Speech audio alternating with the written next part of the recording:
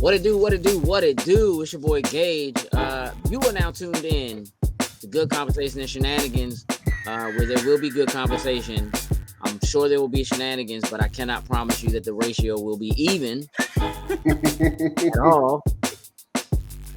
This is a special edition of Good Conversation and Shenanigans. This is the Loading Snacks special edition. The entire Loading Snacks crew is in tow.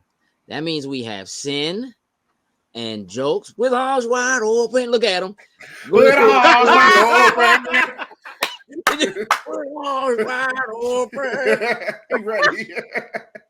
And the homie AO8 Domingo.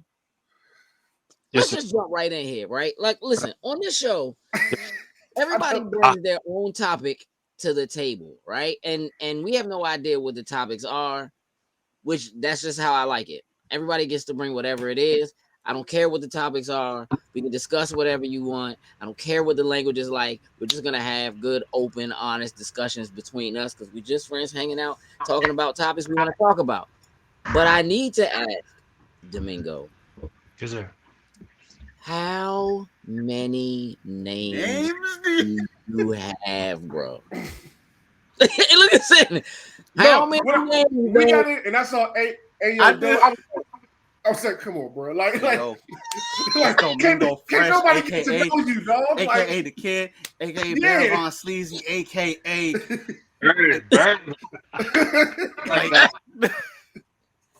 I don't know. I mean, there's variations of different ones. I mean, I go by Domingo,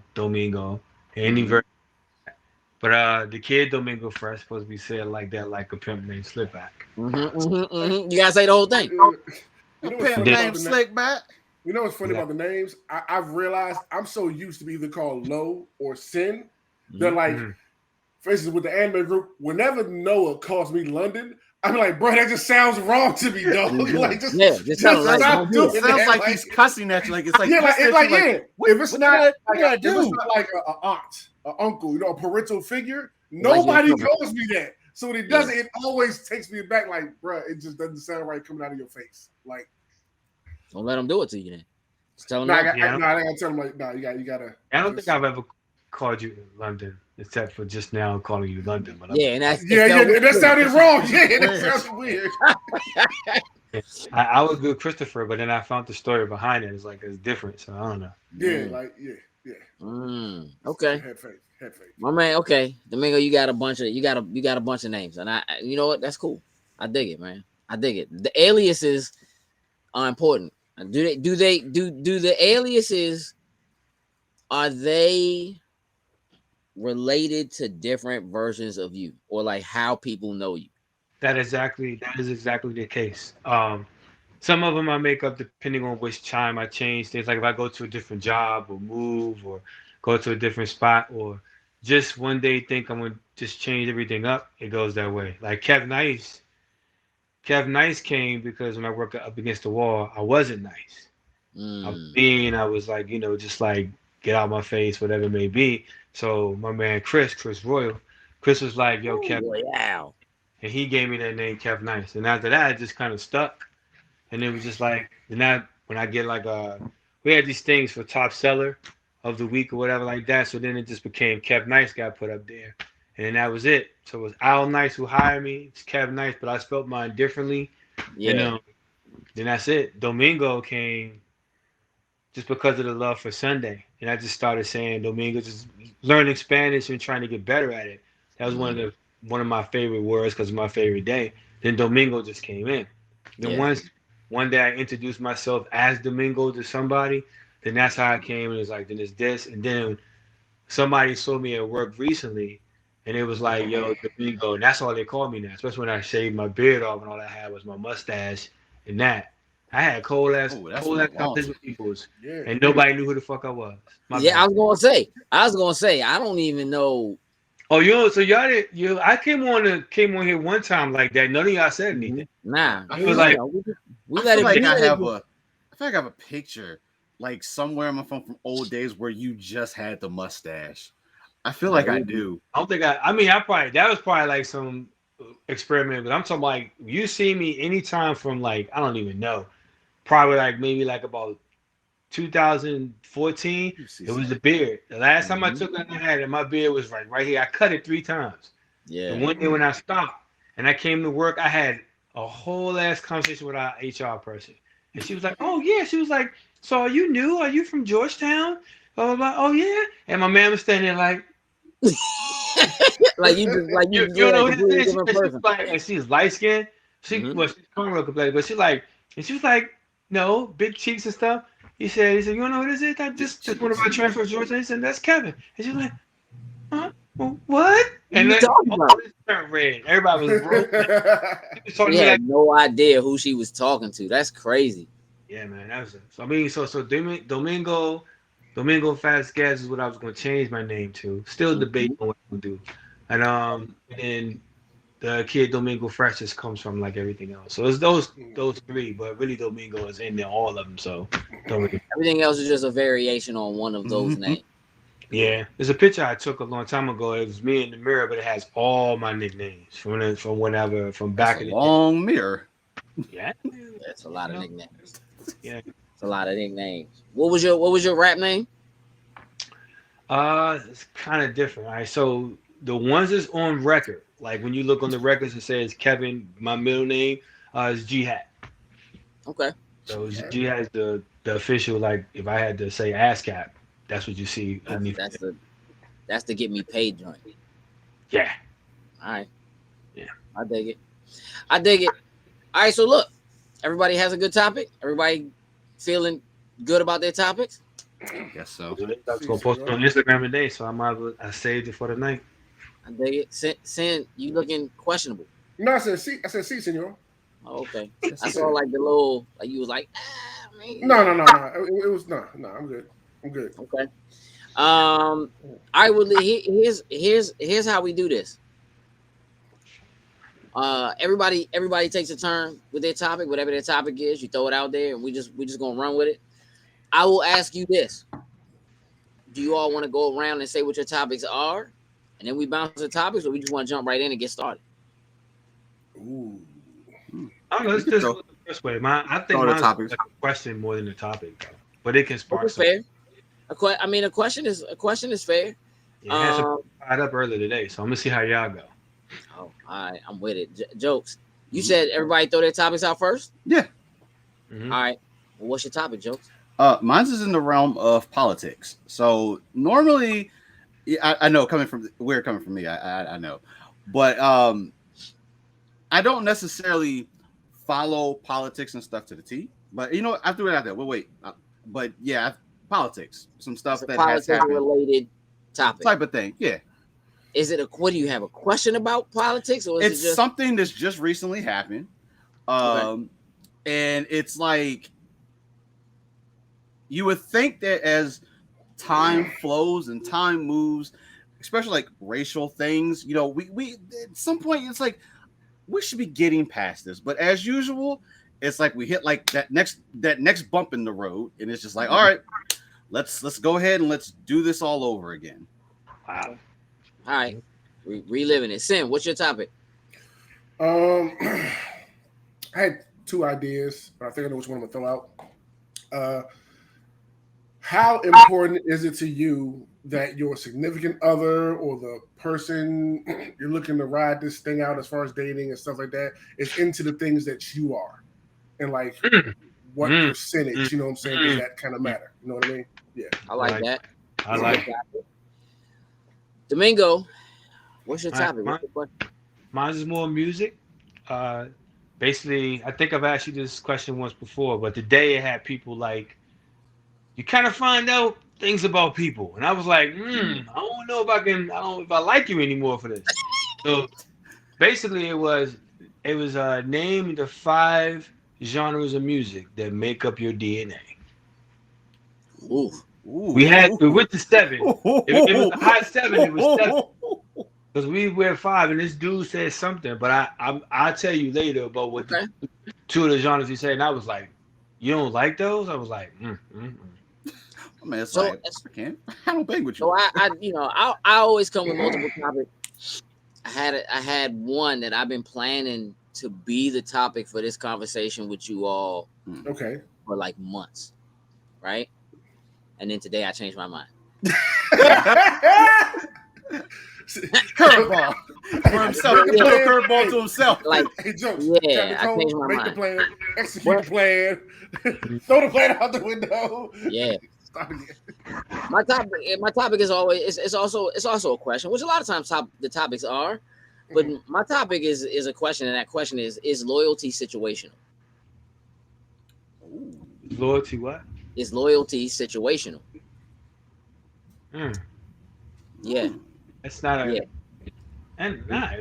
Well, okay. Well, I'll wait to answer that. I mean, we'll. You know what I'm saying? We're gonna Yeah. talk about it. So here's what I want to know: whose topic we want to jump into first? I'll let y'all pick. Yeah, do yours first. You want to do mine first? Yeah. I'm with that. Hey, So right. Here's where I'm at. Again, my topic is loyalty situational, or really. All right. So here's what happened. I have in my head, the thought was, I know where you was going. Loyalty is situational. Stop it, Gage. In my head, it was just straight up. Loyalty is situational. It just is. And then I was thinking about it, and I was like, or is it? So for me, when you think about the word loyalty, I feel like it's not supposed to be situational. It's supposed, like, if you're loyal to somebody, like, if you ever heard the statement, somebody says they're loyal to a fault. Yeah. Right. So, like, you're so loyal to somebody that even when they do wrong, even when they're doing something that they shouldn't do, or they're not supposed to be doing, or whatever, you still stick with them, or you stay in their corner, or whatever, even though they're not doing, quote unquote, the right thing. But I think I've found that over time, I've realized that just depending on what the situation is, and I think sometimes based on the expectation that's set between people, if you have it, that loyalty is exactly that. That there are sometimes where with the same person or with the same group, you can be loyal to an extent, or people have a tendency to be loyal to an extent, and then under certain circumstances, that can be different. It doesn't mean like you're not loyal at all, but in this situation, whatever they're not. So, I mean, I guess let's start with that. Do you all think that loyalty is situational, or is supposed to be situational? Like, what does loyalty mean to you? I don't think it. Yeah, go ahead, Joe. I think it shouldn't be situational, but I definitely feel like it is, because what will happen is if you're looking for something to benefit you, you may decide to say, you know what, I'm gonna work with you. I'm gonna be loyal to you until I get what it is that I need, and then afterwards, it's like, you know what, I got what I need and it's done. But is that loyalty? Nah. I feel like it can. I feel like it can be. It may not be. I guess what's the word to probably use for it? What's the word I want to use for it? I guess you're using someone or your group or whatever to the point of getting what it is that you want. But in their eyes, like, if they're not necessarily someone that has, wide open vision, they could have that tunnel vision on, that it looks like that it is that loyalty. Maybe they don't know your true intentions behind it. So to them, it looks like, you know what? This person's loyal to me. This person's loyal to the group or whatever. But in hindsight, they're just doing things for their own benefits, their own gain from it. Domingo, what are your thoughts, man? I mean, loyalty is loyalty. And I don't want to give an example with that. I think if you're loyal to somebody, it doesn't necessarily really matter. It's not situational. You just stand with that person regardless. There's a certain level, kind of like how when people say they're going to get married and then things happen, and I'm just putting in another situation, like, because there's a thing called divorce, it's always a way out. Now, if that didn't exist, it'd be like, okay, you with them to like the vows you say. So I think loyalty stands is if you're loyal, you're loyal. There's no like backing down. You're with that person. You rocking with your crew. You're doing what you need to do. I think it only gets situational when it's basically like it wasn't necessarily loyalty. You just kind of like hanging out with that person. You got like all these restrictions, but if this goes this way, I ain't rocking with you no more. That's not loyalty. Loyalty stands up no matter what. To the test of time, it never stops. You loyal. That person does some grimy whatever.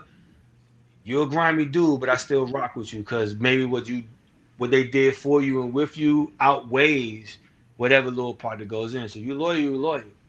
That's it. Sam?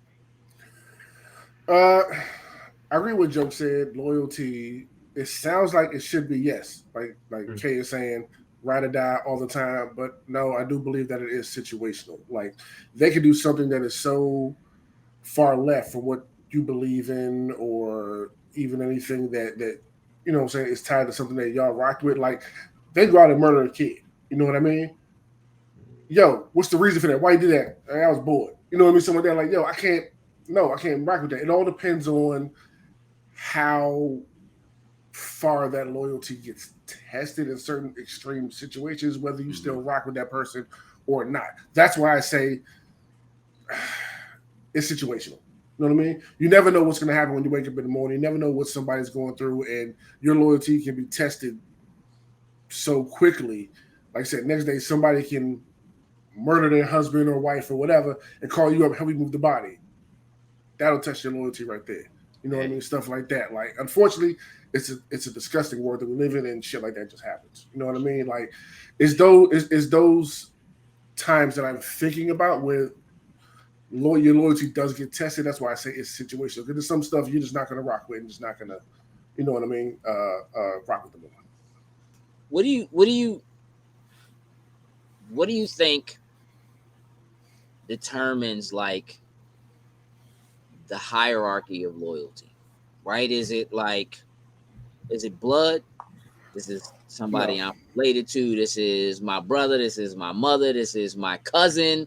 This is, whatever. Is it reciprocal? Is it like, well, they've always been there for me, therefore I'm gonna, you know what I mean? Right? Because it's more that sometimes, right, you have people that are always there. They take care, they look out, they whatever, but you never really have to do those things for them, right? And so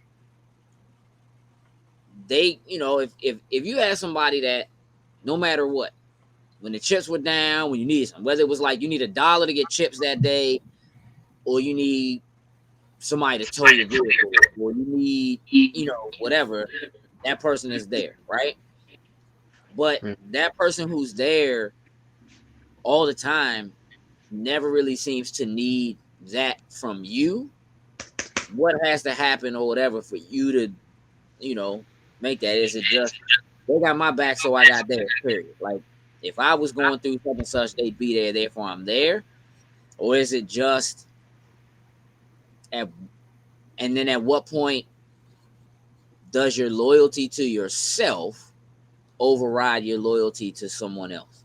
Your loyalty to your own beliefs, to your own thoughts and feelings, to your, you know what I mean? Where does that come in versus, you know what I mean, your loyalty to someone else? I mean, I feel you got to have a little bit of that for yourself to get into it. I mean, it's obvious. I mean, I'm not gonna say I would rock somebody with the ideas and sin that you said and jokes that you said, but I mean, it's like it goes both ways, and I think when you see that from the person that you claim you have loyalty from, it builds with it, and it also strengthens that part when something gets a little bit weird that you're gonna question, but that's your people, you will rock with them. I think, in my experience, blood isn't always the thing that you hold loyalty to. I have a lot of friends that I have acquaintance over to being like brothers, and so, but we don't have the same mothers, we don't have the same fathers. Some of us grew up in different places, and it's like, but the loyalty comes from. I remember when I was this, You was rocking with me. And then when you didn't have, I had. We took and gave all throughout our life. And I got friends now, that I've had for like over 40 years. And it's like, and we've never really fought, never really argued. We had our debates, but it's really way more good times than anything else. I can't say that so much for fam. I mean, my core family, we all right, but at the end of the day, it's more so like that's just the way. But the loyalty stands from us growing up, giving and taking from one another, seeing each other at our worst and at our best, but still accepting us and still rocking with us. I've done some crazy stuff in my life, and I still got people that would be considered loyal to me. At the end of the day, and I'm loyal to them, not only because they stuck with me through that time, but just that they know that, oh, this the real Cav, this the real dough. He ain't this way, he ain't that way, or people that understand me, or like I can sit there and go like this and be no jokes. Y'all might be like, oh, I know what he's thinking off the top. It's just like y'all know me, but it's like if we weren't loyal to an extent that even call each other loyal with each other, you'd be like, shut the fuck up. Can't wait for me to stop talking. Everybody just does what they does. And it's that, but you'll feel that energy. You'll know what is real between that. So I do think there is a limit to how loyal you can be to somebody depending on a real heinous crime, something like that. But even still, I think that person would say, damn, I want to know why he or she did that. Because I know this person and what made that person do that. Yeah, you know them in the way you know them. So you're looking at like what possibly happened to make him go so far left that I didn't see it coming. You know what I mean? Right. And even in that statement, there's a bit of loyalty in that statement because you don't really want to. You're trying to give the benefit of the doubt. You're trying to give that benefit to be like, okay, maybe there was something serious that came up, and I just don't understand. But no, definitely. Have you had your loyalty tested? Me? Any of them? Yeah, I think so. I mean, as a matter of fact, I know so. I can probably think of some other things, but yeah, I'm quite sure. Definitely, absolutely. Have you ever feel like you've been put in a position where you had to choose between being loyal, like somebody who you felt like you're loyal to them, being quote unquote loyal versus not being, versus doing something different? Absolutely. Yeah. So like let's create a situation. Let's just make something up. You have a couple that you're great friends with both of them, right? And you find out that one of them is cheating on the other one, right? So now you're at a place where you can confront the cheater, or you can go to the other one and say, "This is what I saw." Right? And how do you determine where your loyalty lies? Right? You said you're friends with both, right? Right. Yeah, you said friends with both. Yeah. I would probably go to the cheater. You would go to the cheater. I would go to the cheater to let him or her know that, hey, blah blah blah blah blah. I know what's going on. What's popping? Why'd you do that shit? Let's talk, bro. Or let's see what's going on, and try to get a backstory. That right there has like other things in it, so I'm gonna address it from another perspective. Some people paint the picture to always make themselves be the victim all the time. Right. Now, the way I tell the story is I'm giving you the book. So here's the book. You can read whatever you really want to read and take it how you want, but I'm going to tell you all the information. And that's how it goes. So when a person does that, and that's the person you're loyal to, and you're loyal to both of them, you choose the cheater, you go, what's going on? Like, what happened? And then you might even say, well, listen, I came to you first because I wanted to hear why or whatever. I really feel I should tell so-and-so, but I think that's a role that you should do. But then again, should you even say anything? Or do you plan on doing this again? This is a one-time thing, or did you just like quote unquote fall in it or fall on it? What happened? And then once you get the story that you believe to be true, Yeah. Then you can make that decision for yourself. But now the cheater knows that you know, and that's an on guard thing. I mean, you might get a pay. So when that in that situation, after you approach that person who made that move, right? Let's say they do say, I'm gonna talk to them, and they go and they talk to them or whatever, right. And now that person's like, so and so saw me, Domingo saw me, said something to me, whatever. And that and let's say it don't happen right away. Let's say they wait like a week. You know what I'm saying? Because they like, I gotta figure out how I'm gonna say it. I gotta get myself, whatever it is. Yeah. And once they do that, then the person who got cheated on is now like, hey dog, you knew and you ain't say nothing to me. How come you ain't say nothing? Like I talked to you yesterday. You know what I'm saying? And like, yeah. But I mean, the real response would be like, listen, I knew, I confronted so and so, but that's still your relationship. I wanted to find out so I can have a better understanding, and maybe I like, hey, I was going to talk to you too, and get both of the situation, see what's going on. But this is still your relationship, and it's like I'm quite sure I'm not the only one that knew. But at the end of the day, this is what I did to try to alleviate, find out, or see what was going on with it. But I was the one to say, hey, you should say something because I found out. So I would give the real thing. I wouldn't really feel like if that person said, oh, I'm not going to be your friend no more because you didn't tell me. I said, well, look at the circumstances. The way I found out, I'm shocked. The way you found out, you shocked. It wouldn't have been no different if I would have told you, because then you would have went back and told them that I said it, or just confront them about the whole situation. Then they would be like, why you ain't say something to me? Well, so let's flip it on his head for a minute then. Go ahead. Let's say it's the other way around. Let's say you get caught stepping out. Right? And that and this and somebody who is like your homie, like you know them forever. Right. They see you in the streets, like, hold on. That wasn't ABC. That ain't. So you know what I mean? That ain't sure. Sure. Better not be.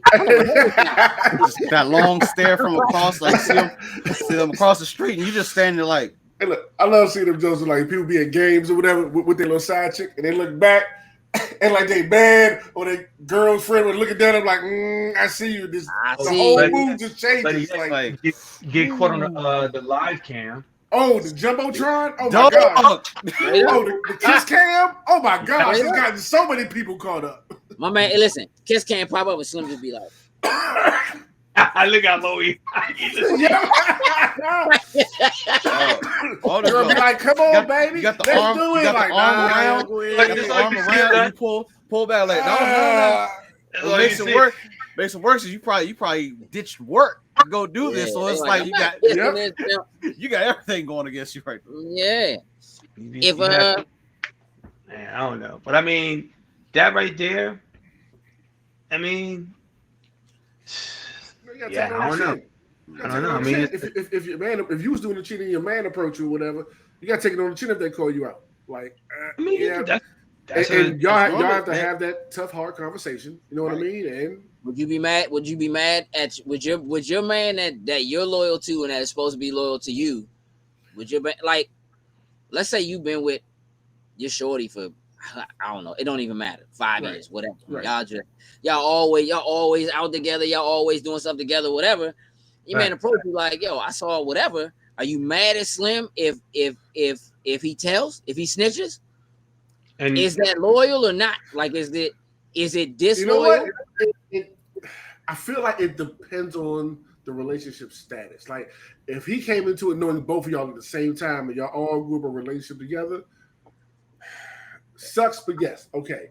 If y'all have grown up together and then she's something that's came in these past 5 years or whatever, knowing the other person, like, that's not how he rocks or whatever, like, I can understand being upset, but if he says something like, I know that's how he is, I happen to get caught by this dude, like, this puts him in an awkward situation, like, it's hard to be but so mad. it's regardless. It's a tucky and rough situation to be in. I think loyalty is like if you have that type of relationship that you can go to your boy and you can say, hey, listen, first of all, like we gotta have this conversation about this right now. Mm-hmm. I feel like that's a sort of loyalty that you see right there versus them just saying like they just go tell the other person ABC 1, 2, 3 or whatever. So I think that is the sense of loyalty and being able to come to your homie or whoever, homeboy, homegirl, and to have that discussion first. Now, depending on what their relationship is like, I don't know. Let's say you're the third wheel. I don't know. Maybe one of the two of them you have a better relationship with, whether it be you guys have been friends for a decade, you've been friends with this other person for like 2 or 3 years, and I feel like that may be the test of where you go. Don't get me wrong, it's a shitty situation. Either it's that you're being put in that you're gonna have to either I'm gonna have to have a conversation with you or I'm gonna have the conversation with B. What has to happen for you to change your loyalty to a person, either up or down? Like if somebody is someone you know, right? What has to happen for you to decide, hey, you know what? Hey, this person, you got to burn a bridge them no matter what. Like they have been whatever, or for you to be like, oh, I don't bang with you no more. Nah, you gotta seriously burn a bridge. And actually, now that I say this, I actually. So what are we talking? What has to happen? And could it be something like, I just saw you do something I don't disagree with? So let's say it is your homie, you know him forever, and he's, I don't know, maybe they got a family and kids and whatever, and you see him slip, stepping out with, whatever. And again, there's always some underlying whatever. Mm-hmm. But you felt like y'all have always been loyal enough to each other. Y'all been close enough that like if something was going on between him and the family or whatever, like they would talk to you or they would say something to you or whatever. Like you wouldn't catch them, out there. But like what would have to be the thing that would have to happen for you to take the loyalty you do have for somebody and change it? I could do both of them. Real scenario. I had a friend of mine. We played in a band for a long time, and basically, when I was going through my situation, I was asking him because he was on his third marriage at the time. He's still married, so I figured if anybody gonna know the do's and don'ts, this guy gonna be able to tell me. I started running down some things to him about it. He was like, and then I told him, he was like, "Yeah, bro, that's kind of messed up, And he was like, that's, I don't know how you get along with it. And I was like, all right.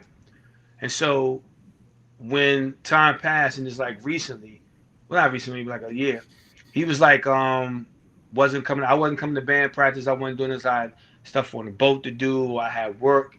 And then it was just like, he said, yo, you need to get yourself a real job. Come over here and work with me. He's like military police. And I was like, dude, I ain't trying to do no police. That's not me. I'm not in that shit. And I said, you gonna give me a job tomorrow?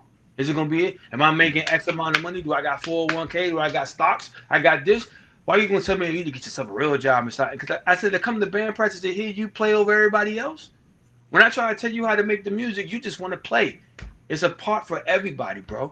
And then he just like went in. Then he started like talking like mad shit. And I had text messages on Messenger. And then he was like, do little emojis that was like laughing at me when I was talking. So I put it to you like this. I told him, I said, this nigga's no longer my friend.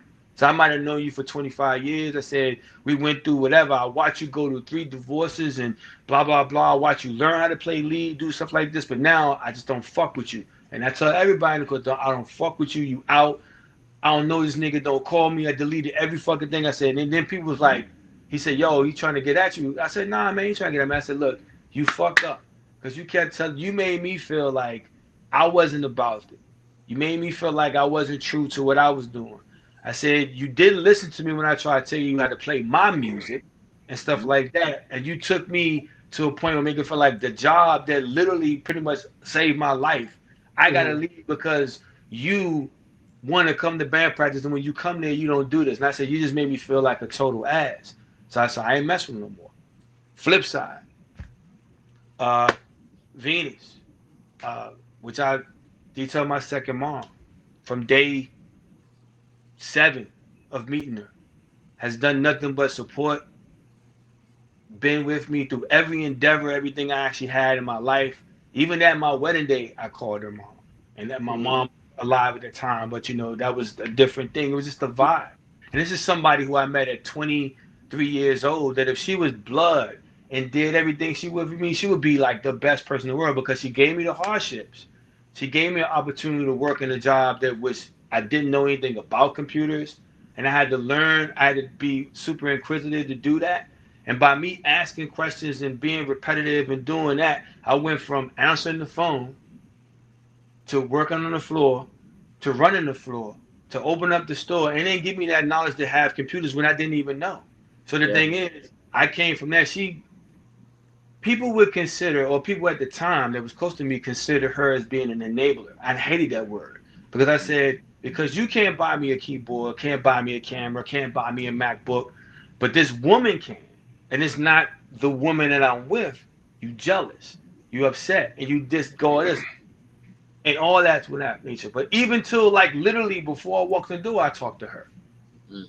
So she did some real cruddy shit back in the day and fucked over some people.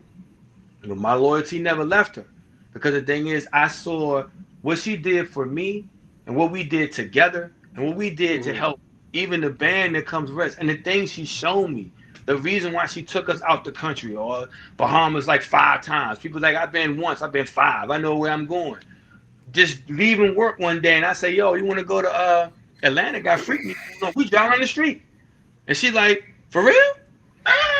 And we next thing I'm on JetBlue. That's the first time I ever flew. If I had never mentioned that to her, we would never went. But just talking about them. Like say we're gonna go Atlanta, we're gonna go to MomoCon. And we just talking right now. Next hour, all 4 of us on the plane going to MomoCon because somebody said it. That's how that shit, that's how it was with her. And to this day still going on, that's how. So that's somebody who I had loyalty from back in the day. And also somebody that was close to me that I had loyalty, but he fucked it up. And he'll never be my friend again. There's nothing he can never say to me. There's no going back. Yeah. Sorry about that long ass answer though. I think that was solid. Because that was a good example of being able to. Because like now that you were talking about, and it kind of jogged memory. Like I've had one test, not necessarily testing my loyalty, but this is where I actually had some of my friends test their loyalty to me. So growing up, obviously going from like we're all in the same area. So elementary school, middle school, high school, we pretty much known everybody the whole entire 9 yards. So high school, mostly everybody that I know, there's that tight group of us that have been with each other since little elementary school days. And we all have same personality, same interests, same everything from it. And this will give you an idea. So this is during the Nextel days. Where are you at? So obviously everybody at the point in time, we all have Nextel phones. And I was fortunate enough that I was able to get at the time the 870. It was a silver joint. It had like an MP3 player on the joint. Everybody else had other ones like black and blue. I don't remember the model number of that. And within my group, somebody stole my junk. Now, normally, like, very good about my stuff. And when I'm with my crew, like when I'm with my folk, you know what? You shouldn't have to worry about it. I ain't got to worry about this. So, because I had my totally friends, they figured out who it was that took it. And the first thing they did was come to me, and they came to me. It's like, listen, we're all homies here. A, B, and C got your shit. And like, obviously, this is before the time of being able to track your shit and do all this type of stuff for it. Yeah. So this is where you're doing like the old school investigation, trying to figure this out. So they all came to me and was like, listen, and you guys know me well enough to be like, I've been in a fight, I think twice in my lifetime. Like, it's just not. But this is where they were like, listen, we finna go tune dude up because that's not how we roll as this group. And was I was like newer to the group or no? knew her by like a couple of grades. So I'm not talking like, like, oh, we've all been friends for like 15 years. This person's maybe like on 12 years or something like that. 8, like 9, 10. So somewhere still in a decent amount of time. Okay. So this was one of those times where I was like, okay, I kind of see, everybody, we all looks like we got our back. Now, kind of what Kay was saying, I want to try to give the benefit of the doubt to say that, you know what? Is my man going through something that he felt like that he had to even rip something off from someone that was close to do stuff? Like, dog, if you ask if you need something, like I had like my best friend. Fortunately, parents weren't on a good terms with him. They actually kicked him out the house. I was like, hey, dude, my mom is like, you can come stay with us. Like, that type of stuff. But no, this was just apparently he was in our circle. And I guess just being in our circle just did things that helped him out in different areas a little bit. And he decided to take it a little bit too far when he tried. And he stole my phone from me. Mm-hmm. It was bad because I have a huge group of friends coming through school to the point like I had them one day, you're like, listen, I ain't trying to get none of us suspended. Like, I ain't trying to do none of that stuff. But I had a group come to me, hey, listen, homeboy is in the classroom 3 doors down from you.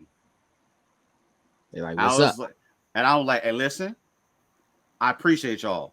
We ain't gonna do that right now. I appreciate that. Let's try to do this the right way. Let's try to do this the right way. Try to be diplomatic about it. So that would have went different. Oh no, trust. But with the way that I came up and I was brought up, we try to avoid those type of things. But sometimes you cross that bridge and you know what, shit's gonna go down. But because he felt so intimidated by me and my group, not 2 days later, the dude was completely pulled out of school and went someplace else. Now I don't. Oh yeah. Oh no, I never got that shit back from them because they up and went. Parents pulled them out. I guess. Now I don't know if my friends behind my back potentially went put a little pressure. Put a little pressure, a little extraness to probably try to get my shit back. I'm like, guys, I appreciate it. Don't put yourself in a bad position right now. I think they went behind and tried to do something to the point where it got him so either scared that he went and told his parents or whatever, and they pulled him out of, this was high school, and went somewhere completely different. Never found out where this dude went to. Never heard from Slim again. Never heard from Slim. None of us. If you run into him in the street right now, let's say we at Comic-Con like in like 2 weeks. You know what I'm saying? And it's me, you, Sin, Domingo, and Zaina. And listen, you know who's gonna run the water? Zaina gonna be the one that. Hey, I'll be in a heartbeat. We in a place like I'm like, hey, yo, that's the nigga right there. 20 years ago, that 870 came up and probably sold that shit or whatever. Bro, I will straight ask him. So I like I could just run up on him and just pat him down, tap his pockets, like, what's up, Slim? What you got? What you got on you right now, my dude? What you got right now, my guy? Like, what's like, can I, you know what I'm saying? Like, is that how you feel? Like, is it still, like, are you still steaming about it deep down inside? Like 20 years later, are you steaming? I don't know if steam is, it's that trust side that just got broken. And whenever something like that happens, especially when you have that close knit, then you want to start to feel a little like, maybe I need to distance and back off from everybody else a little bit. You know what though? Let me ask you a question. I mean, listen, look, I don't want to drag the topic off too much. I know. But it's just like, it makes me wonder, did y'all actually have loyalty?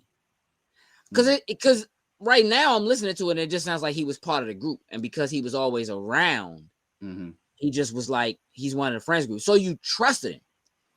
But trust and loyalty not always the same thing. You understand what I'm saying? Like, you trusted, you had an expectation that because y'all are all in the same friend group that nobody in this group would do that. And so I do understand, like, your trust was broken. But like, and again, sometimes it can be hard to have that differentiate or kind of when you're still so young, when you're in high school or whatever. Obviously, still. But like, to me, clearly Slim was not loyal, at least to you. Yeah, like even if he felt like he was loyal to somebody else in a group, and he came in secondhand. Oh, this is so and so from my math class. He also likes Yu-Gi-Oh. You know what I mean, or whatever. And that's what y'all have something in common. It doesn't necessarily mean that you're loyal to one another. So, like, I'm hearing what you're saying. I get what you're saying, though. I don't know if that's a break in loyalty versus it's just a break in a level of trust that you thought was there that isn't there. And I do think that there's like more to explore, maybe in a different conversation about the difference between trust and loyalty, right? That could definitely be. But I think in that situation, though, I did still find the loyal side of when the rest of the group, the other group, is where I found that at, because they could have easily just been like, out of town. I mean, but look, and even with that, like if again, because you can be loyal to a fault, right? So if they come and you like, hey, Slim, 3 rooms over, dog, we can ride on Slim. Like, let's do it. And you like, nah, let's not do that. I want to handle it a different way. And if in the background you feel like they might have went to Slim and ran up on him and scared him so bad that he pulled his whole self out of school, moved to a different school, are they so loyal to a fault that they possibly put you in a position where you didn't get it back because you didn't have the opportunity to actually say to Slim, hey, dog, that's not how we do it, whatever. So are they so loyal? Like, yo, nah, we just gonna beat Slim up. Like we not even listening to what you talk, like jokes you tripping. We're not respecting what you're saying. We're just trying to go tune this dude up. That they went behind your back and did something you told them not to do. You know what I'm saying? And therefore Slim's gone and you ain't never seen him. And now we having this conversation. I'm like, well, if I see him tomorrow, should I punish Slim? You can't talk to Slim without talking to me. Yes, sir. Bye-bye, bitch. Bye-bye, bitch. Man, you know, I don't. I know, bro. Yeah. Slim got one more time to open up his mouth to my man, and it's a wrap. He has told him multiple times, I ain't got nothing for you, Slim. Leave me alone. 8 cents. Yeah. Come on, bro. Slim was doing too much, and I had to put him in his place. I had to put him in his place. Hey, but that's just that's a different kind of loyalty. But it is loyalty. It was just like he was about to get like fucked up. For real. I couldn't stomach it any further. Sir. That dude actually said to me, I wasn't talking to you. I don't give a shit. Slim is with me, bro. Right. Man, you can't talk to him without talking to me. You gotta go through me to talk to Slim. Period. Straight up. Like, if you think you're talking to him, this homeless dude about to get dropped out the streets. You about to get. He told us that stay on that bench, bro. If you get up off that bench, it's a wrap. It's going down. Remember, he got off the bench, and I was like, "Hey, dog, why is you so close to me?" Yeah, I remember. That was the joint that set him like, "Why is you so close to me, dog?" I'm like, that's a different thing. Let's switch topic. I want to go next, man. Let's do it. I think that was cool. Like I appreciate everybody's, time and whatever. Talking about it. Domingo, you want to go next? I can't hear you. Hold on. Can you hear me now? Yeah, we got you. Happy for that one. All right, so what are the 5 genres of music that defines your DNA? Right, it could be 7, but I'm gonna expound when you say it defines your DNA for me. All right, so music is a big part of life, a big part of my life, probably all of our lives. But music saved my life, and being able to create music has been able to. It's an amazing thing. somebody put it to me in another perspective, like, do you realize that you have something in your head, tunes in your head, that you're able to manifest that either by playing the keyboard or by humming a tune and making it into something that didn't exist before you thought it in your head? You know that's a gift, right? And I'll go, yeah, but this only recently I've heard that. But in my life, from being little, listening to radio, wanting to be a DJ on the radio, then saying to myself, oh, I think I want to make the music that the DJ plays. So coming from all these variations and watching myself get on the truck to go to band practice or go get on the truck to go do a show, normally I've been on the corner and I go past that corner every day and I throw up like this because I remember certain things that happen on that corner. Or my children don't even believe that happened. They think it's a movie. They think I lie, but it is what it is. I know this. And the thing is, so having that part, but being able to play and listen to other people's music, their chord variations, how things sound, and take those and make your own. Music has been a big part. So listening to different genres. If you had to pick out you had to make yourself like what's low, what's Chris, not my fault. Jokes. Oh no, you good. What's if I could take 5 genres of music and say, this is who I am, what would those 5 things be? Damn, 5 is tough. All right, so give me your DNA breakdown. All right, my DNA breakdown. It was 2 that was brought to me that could have been 7, but I'm gonna keep it at 5 because I don't want anybody to break their brain cells. Oh, All right, so it's hip hop. Okay. Go-go. Okay. Disco. House. What's the third? What's the 5th? You mean 5th? 5th? Yeah. 5th. 1, 2, 3, 4, 5. 5th. 1, 2, 3, 4, 5.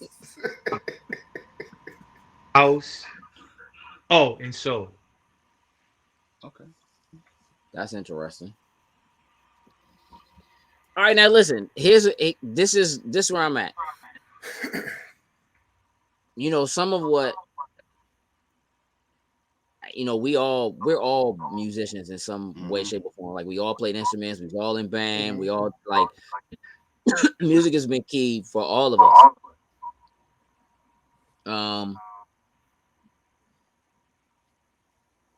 Sometimes I think that there's a they're offset, like some pieces of music are like soul music versus say R&B music. Are they the same thing or not?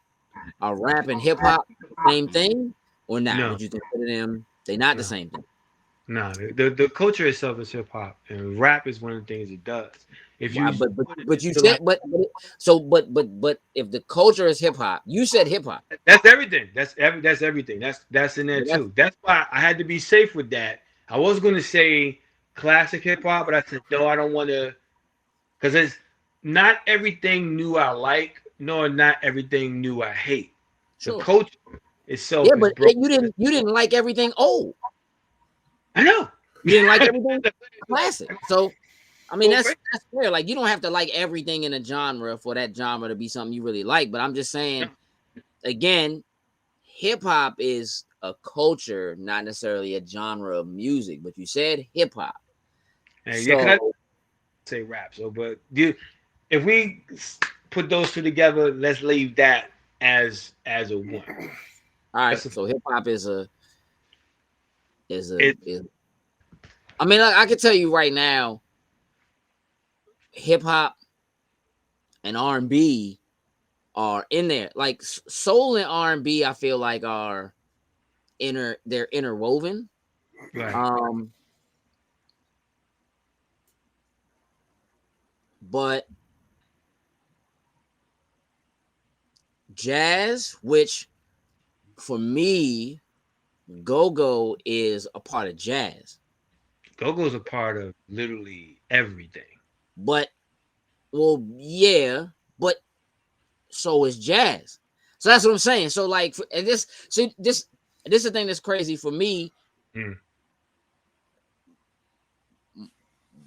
one of my favorite things about music is how closely intertwined so many different what you consider genres to be are tied together, like where they come from and what they are. So, you know, like when you say disco, hip hop, soul, like, yeah, there's a bit of a different bounce to it. Drums are a little different.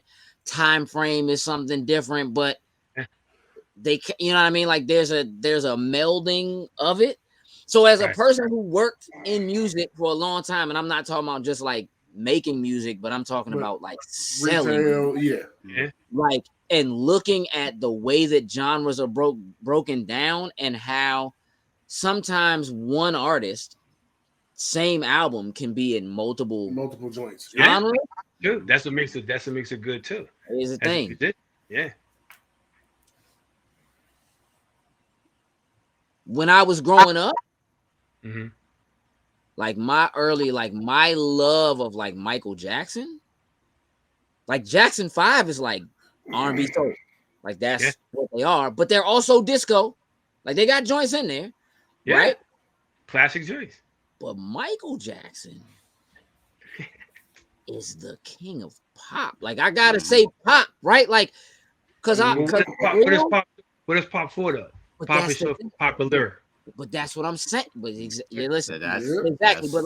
But under circumstances like that, right? Where else does like NSYNC fall? NSYNC, the group. Hey, talk about. Okay. Yeah. I was say don't be disrespectful. Don't disrespect NSYNC. Hey, don't do that. Don't do that. Hey, don't let me start. I tell Vicky this all the time. I say Justin was nice. Justin's group. No, listen, because here's the other thing. Because you know, like growing up, right? Like, look, man, in early 80s, like Philly, like the radio stations were really mixed. Like we didn't have hip hop stations, right? We had, there's like top 40, which is almost a genre in and of itself. True. Which is generally where pop comes from. But like they was playing everything from Billy Ocean to Patti LaBelle to NXS to Billy Idol to Boy George, right? So like pop music, like I was all about Boy George and Culture Club. I was like, because they, all of that stuff mattered to me. So sure, rap / hip hop, R&B / soul, pop / everything, like, you know what I'm saying? Jazz / everything.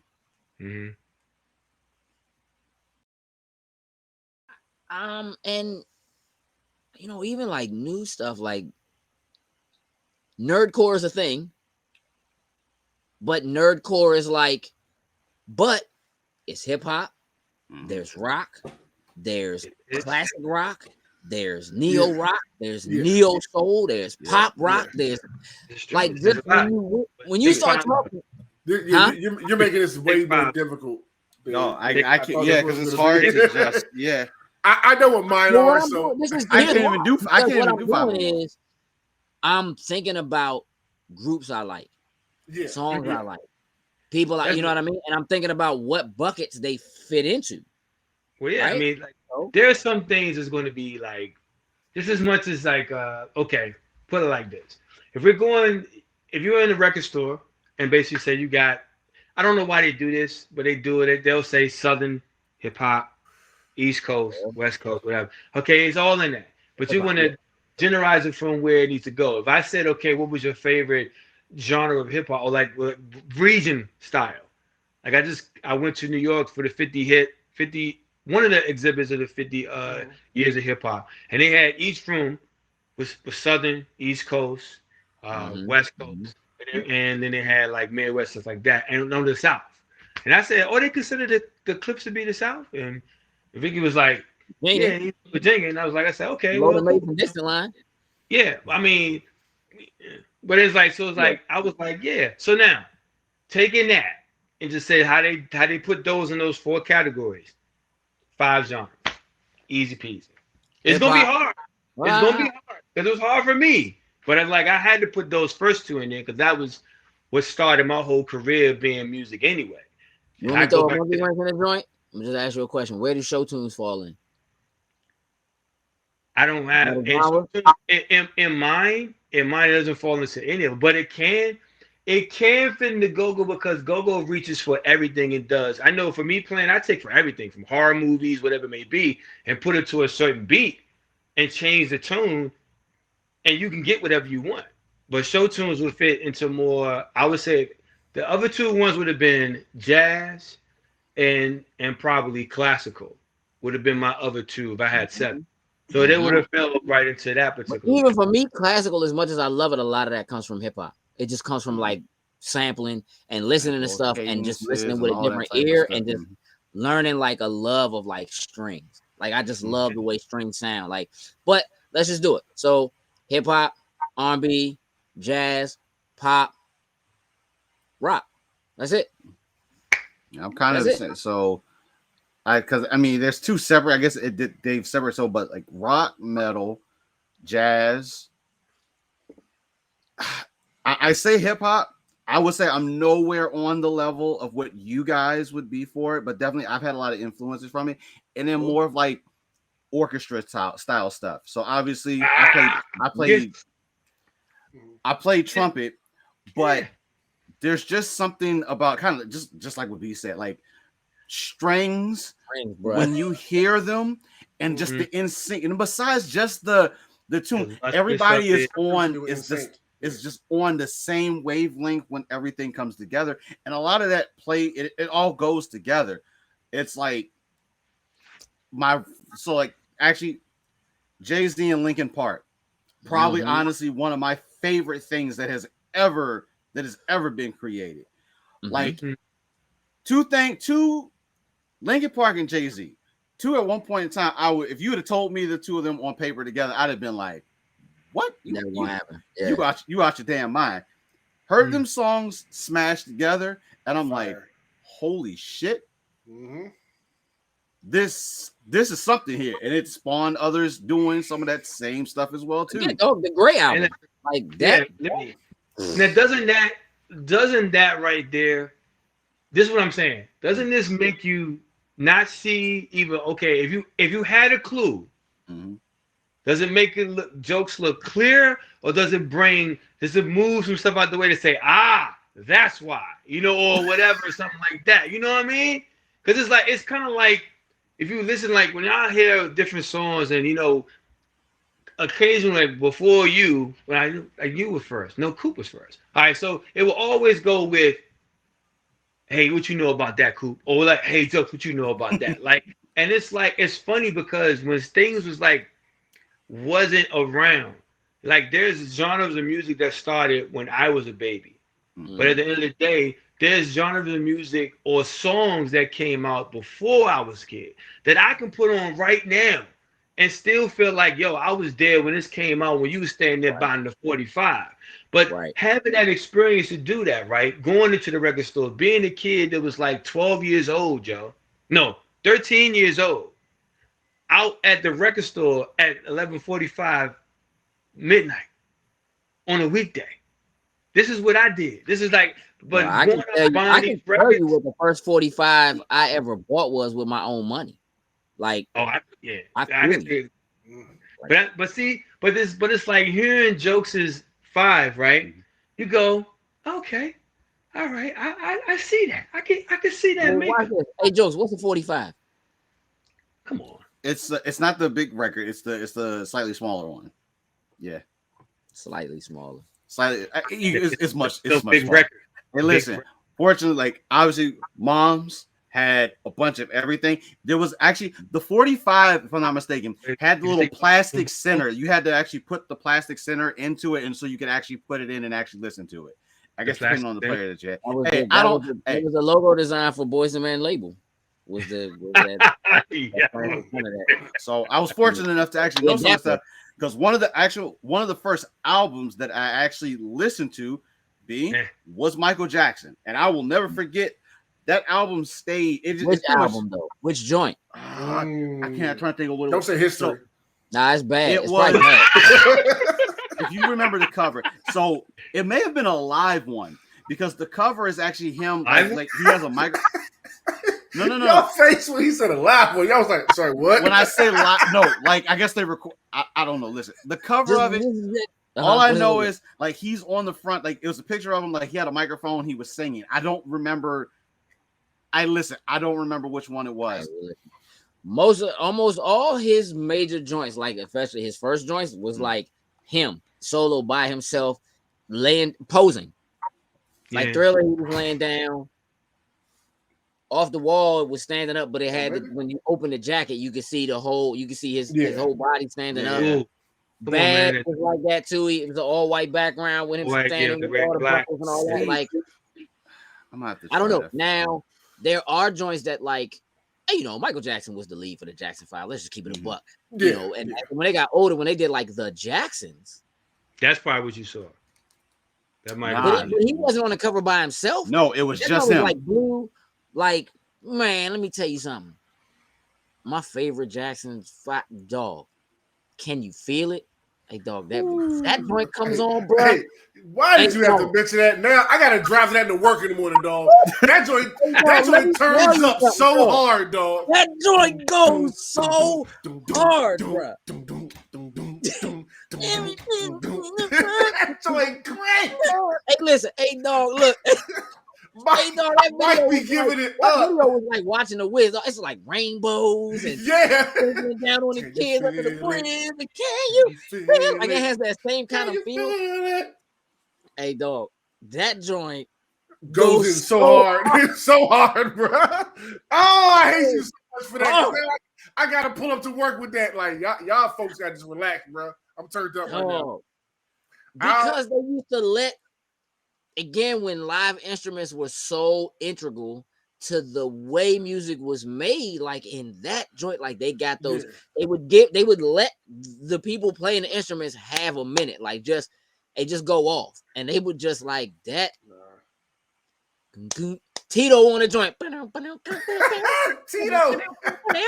on, dog, like just in the back, just crushing, like that, bruh.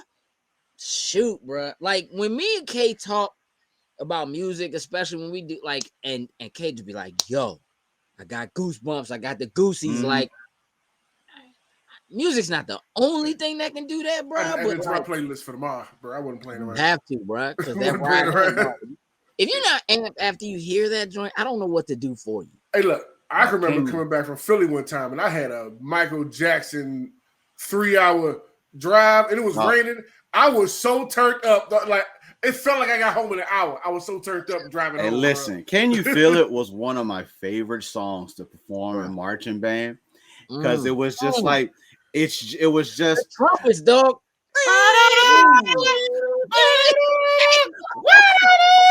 It shuts everything down, dog. Yeah. And I was fortunate enough like that. I was first trumpet, and I was able to play them with super high notes like that. No, it shuts everybody down. Everybody, like, and then the director just gets into it. Yeah, yeah. It's a that joint. That is marching band music, bro. Go. Yeah, that joint right there, bro. Let me give my top 5. Yeah, let's run it down. Let's run it down. It's hip hop, R&B, pop, classical. When I think of that, I do think of the orchestra stuff, especially when it comes to like my movie theater scores and all that kind of stuff, like the scores of my shows and my animes and my movies, like all that stuff. And a punk rock element, probably more so the emo punk kind of stuff. Like give me some Yellow Card, give me some 30 Seconds to Mars, like all that kind of stuff. Those would, I would say, fill up my DNA, I would say. I think those are the best ones to fill up mine. But see, that's what makes this whole thing interesting. I asked this question at work, and I said disco, and then one of the dudes like, I can't stand that disco in that house, and I was like, and me and my dude looked and said, what? We looked at him different. I was like, I said, look, you my man, but he did say go-go in here, so I was like, okay. But then he said, that's when he went out front. We said jazz. So you gotta give me a minute. He said jazz, and he said reggae. And I said, okay. I said, well, you kind of made up for the disco thing, but I don't understand why you don't. disco. And he said, but you don't like house either. So I said, okay, so disco's the early version of house. And I said, okay, great. Because we was doing original samples. And that's how it all started. Because I had the topic for the night. And I told him, I just said, we're going to do something tonight, but I'm going to ask out the question first. Mm-hmm. And so, you know, but it was cool. You know, the other guy, he named his, but it was decent. Forgot what it was, though. But I just know that one guy, he just spiked there. He makes his head itch, his hair itches. So I'm like, damn, son, that crazy. I said, you got classic disco jokes you can play today. Yeah. I said, I don't know, bro. I said, that's hard to say. But I mean, there's moments where like there are moments where like all I want to hear is like live or like instrumentals. Like there are times when all I want to hear are like, or like I have playlists that are all acoustic, where it's like, you know, sometimes it's stuff I don't know, sometimes it's stuff I do, but it's just that aesthetic. But again, I have a heavy love for live instrumentation. It's one of the things I've always loved about the Roots as like a hip hop group, but that had live instruments. Mm-hmm. But you know that some of that again is coming from backgrounds of being in band, being in marching band, playing drums, you know, playing saxophone. Like those things are when I hear certain things that are happening in music, regardless of the genre. Because I'll keep it a buck with you. There was a time when like I didn't like house music, but I was like. But like even then, like some of that like sort of electron like that like early 90s CC Peniston, like but just still has a lot of there's like hip hop roots in it, like that CNC Music Factory, that kind of, you know, that stuff. That is though. That's Marky Mark, bro. That's your Mark Wahlberg getting it in. But live bands and hearing them is just absolutely like I got to see Anita Baker. Yeah. Awesome. And because she was taking shots at this person. It was funny. She was like, you know, folks nowadays don't know how to, when they're working soundboards and all that, they don't know how to get the live vocalist with the live band. So there's stuff peeking all over the place. But let me tell you, once she got that person off and somebody else got on, changed everything, didn't it? It changed everything. I mean, I can remember being like coming up in this area specifically. House music was like a no-no because that's a Baltimore. That's a Baltimore thing. It was a very big, like I'm talking like early mid 90s. It was a huge like go-go, like PGDC versus Baltimore. Yeah. Listen, let me say this to you.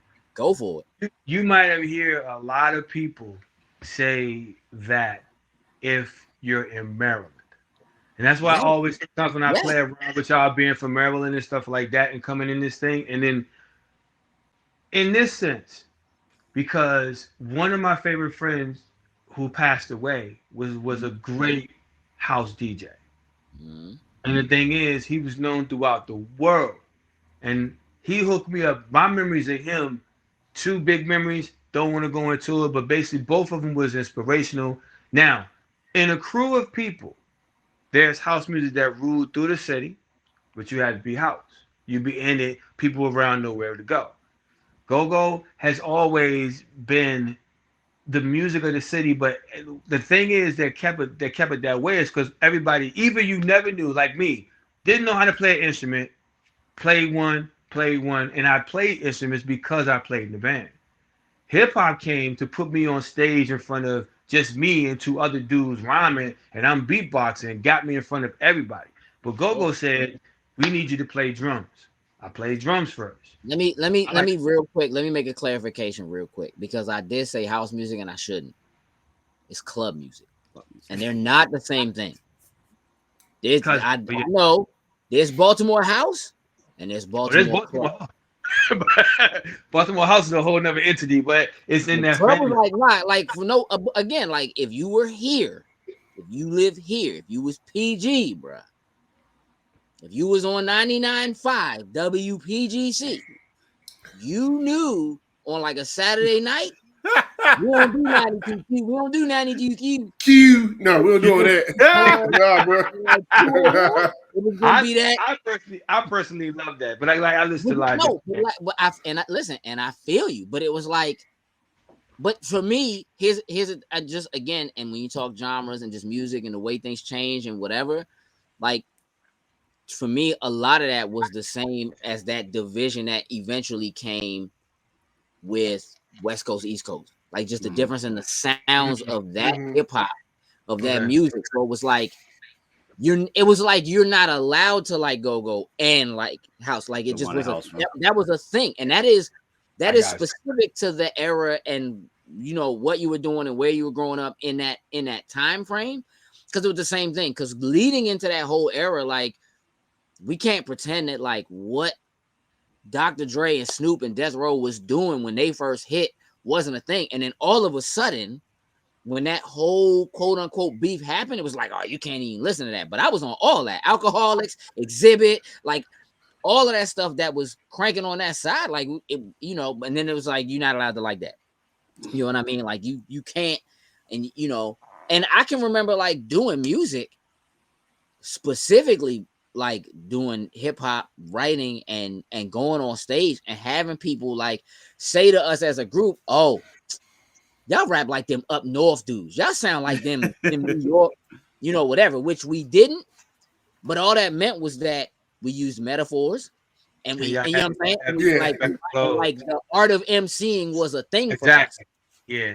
And that's all it was, where like the Southern version of that was like, you wasn't catching Southern rappers battling. Like that's not a thing. We don't battle. That's not what this is about. So it's very, very different.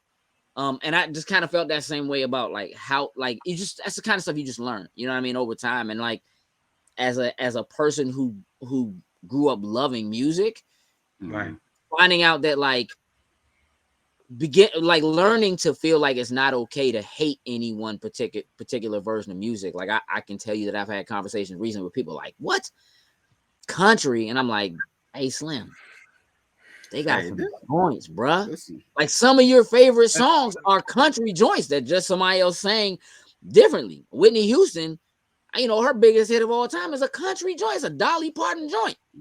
You know what I'm saying? Brian McKnight came in on a straight up country music joint. Like that's real. So yeah, man. Like for me, it bleeds. I definitely could give you probably two other genres, but we got our base fives.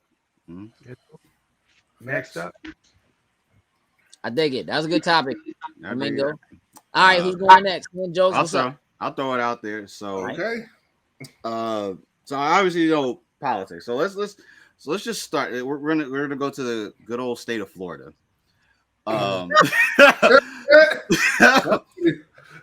So down in Florida, school system decided that they're going to introduce a new advanced African Americans course into the program. So the design of it is supposed to be more than what the typical, you know, for me, you know, Martin Luther King, Malcolm X, Rosa Parks, the typical core group that we've always learned about.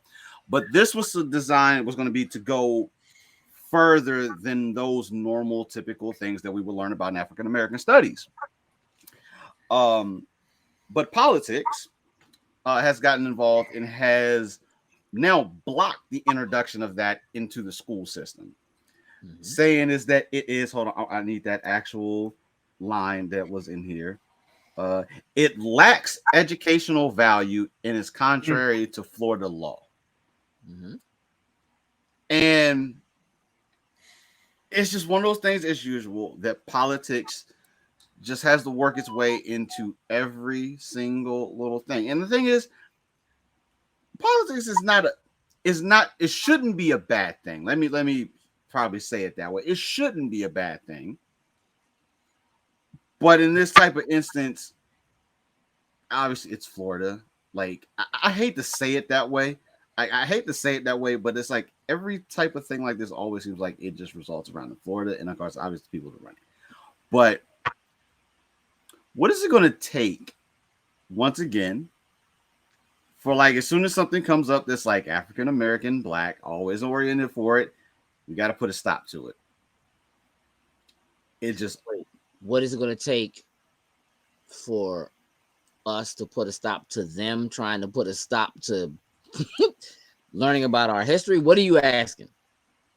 Oh, baby, I get it was the way it was being said. What is it going to take to have like the African, like this type of stuff that's trying to be introduced to educate and give people? What is it going to take to stop this group from trying to always take these things away? Like the fact that the whole school system is trying to introduce it into it. And I'm sure the school system obviously is very diverse. I would imagine, probably not, but this one group or whatever in government, politics, Congress, whatever, are the ones stopping that from happening. And what is it going to take to stop people like that from blocking things like this? Yeah, I think you cleaned that up nicely. I think you cleaned that up nicely. It's kind of with me, it's kind of two things. I think I read a little bit about that, but just going about what you said, the fact that it's probably about time that some things get changed in the books to make it. I'm not gonna say relevant, but I'm gonna add to the relevancy to what's going on, in addition to everything that we already know. And that's a good thing, because history books they've been written by certain people, and that's all they really want to say. I don't really know what it would take to do that. I know, speaking completely freely, man. Look, I mean, as long as there's like bigotry, racism, discrimination, and it all is part of white politicians, Hispanic politicians, whoever it goes against this is a good thing, and you want to make it bad because you don't want your kids to know that your parents or your great grandparents or whatever has something to do with this, and make this world a very difficult place for people that look like you and us. And as long as that actually has that ingredients, that same makeup, and these people are empowered to make these choices happen, it's going to go. Then the reality of it is that that's the way it's set up to be. Meaning, when I say set up, is this way. Racism isn't learned; it's taught. It's not passed on to people. Your uncle, aunt, niece, nephews, brothers, sisters, whatever, mom, dad, shows some kind of little thing against somebody, little brown kids, brown boys, whatever, and that just goes up to that. Small story: guy was in the store buying a computer, and we get a lot of tours that come through. So there's a bunch of white kids running around with MAGA hats on. So dude's like, he getting, yeah, I'm gonna run out your computer for you, and he goes, this part right here was tripping. He was like, what's all these kids running with MAGA hats though? And I was like, bro, that's the tour to come in. What the reality saw was that it may have been like, oh, I'm gonna give me MAGA hat, I'm in DC, whatever. But at the end of the day, it's like it's that message that goes along with it. It's that person that is attached to that part. Ironically, in 2014, that was a Kanye West saying. And then the same thing when Trump ran, he took that saying and did something different with the whole thing. But that's the point. It's passed along. And if this is going to be a law and that person is going to be in Congress or in the Senate that's going to feel that kind of way, that power, I'm better than you kind of thing, whatever, it's going to continue. So to answer your question, I don't think it's ever going to stop, because there's always going to be somebody in position to keep it going, young or old. Sad, but that's what I feel is going to happen. All right, look, man. I hear Ron DeSantis' name every day. Ron DeSantis is the governor in Florida. He's the one who's pushing a lot of what this agenda is. Part of what you have to understand is that he's pushing an agenda for the people who want that agenda to be what it is. He is not the only. I mean, look, his thing is not it isn't.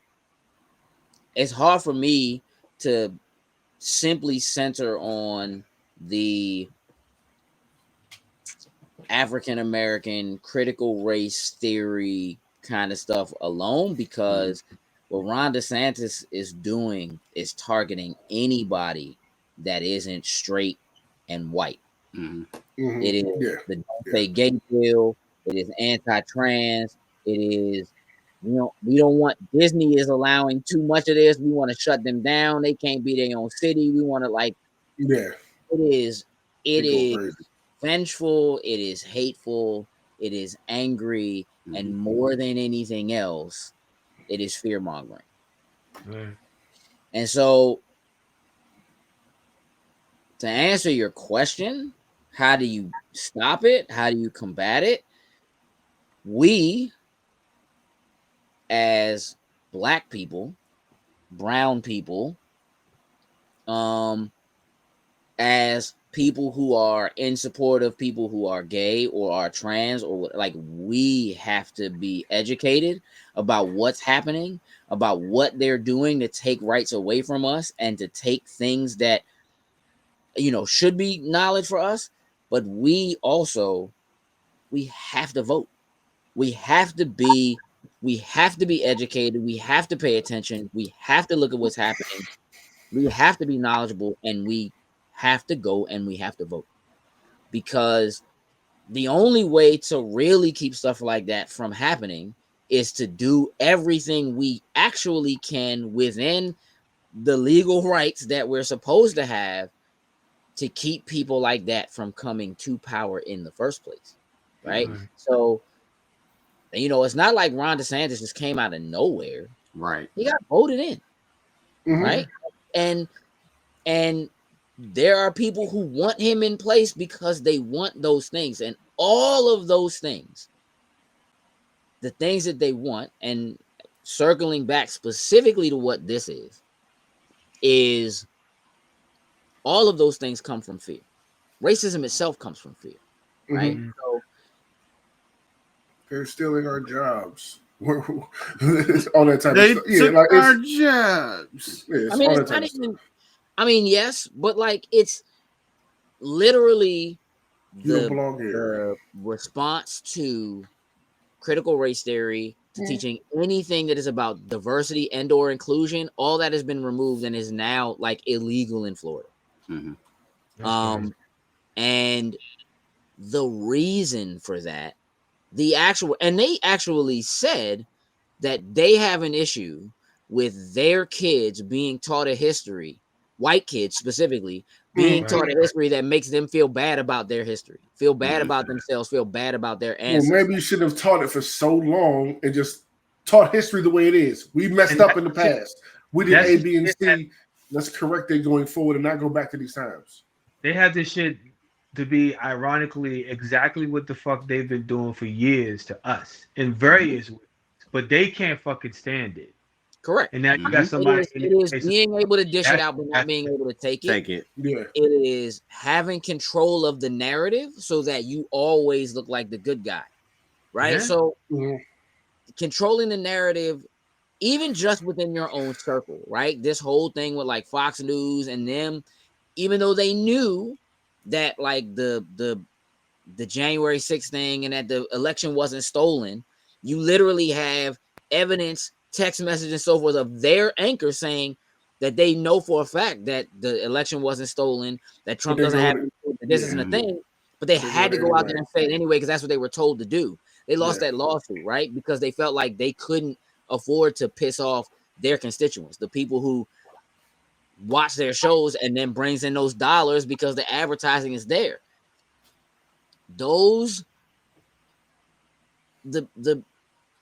You're not gonna ever make it go away completely, like Domingo said, right?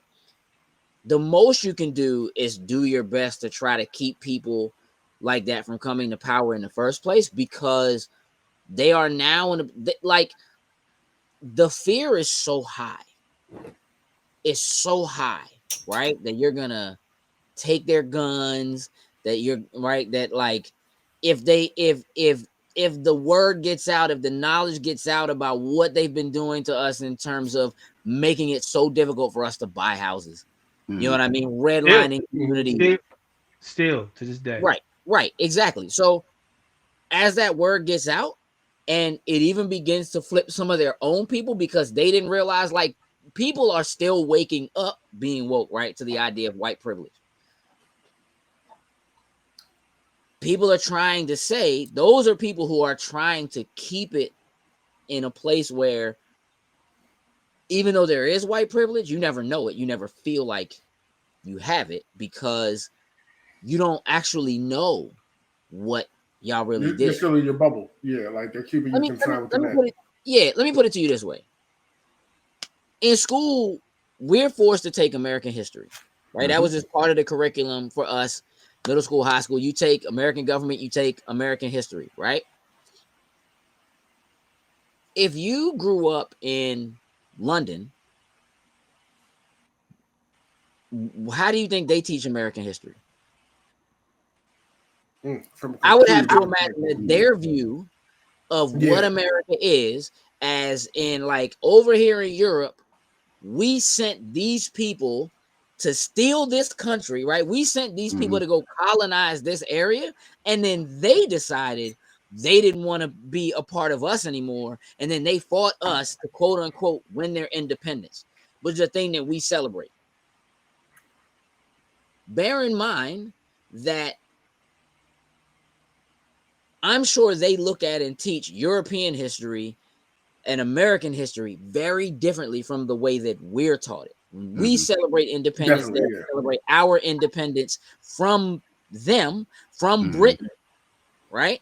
That's a black eye on them, right? That we seceded from the country that we were a part of. And when I say we, I mean Americans. Right. Yeah. Not us. Not us. But we, because we're here and technically I'm American and I'm supposed to be American and I'm supposed to have the same rights that are listed, you know. But think about the fact that they probably teach that very differently. That the way they view it is probably very different, right? The people who decided that January 6th should be a thing feel the same way. They feel like we should have control of this. They essentially want to secede. If you just, the Civil War itself, Confederate flags, whatever, all that stuff still flying and then pushing that, you got to remember that these are people who are literally traitors to the United States of America. That the United States is still allowing those flags to fly and had monuments to people who from the inside out try to tear it apart. It's literally like Hydra. You know what I'm saying? No, that is perfect. Right? And so you'll never honestly weed it all out. Because the truth of the matter is everybody's entitled to their opinion.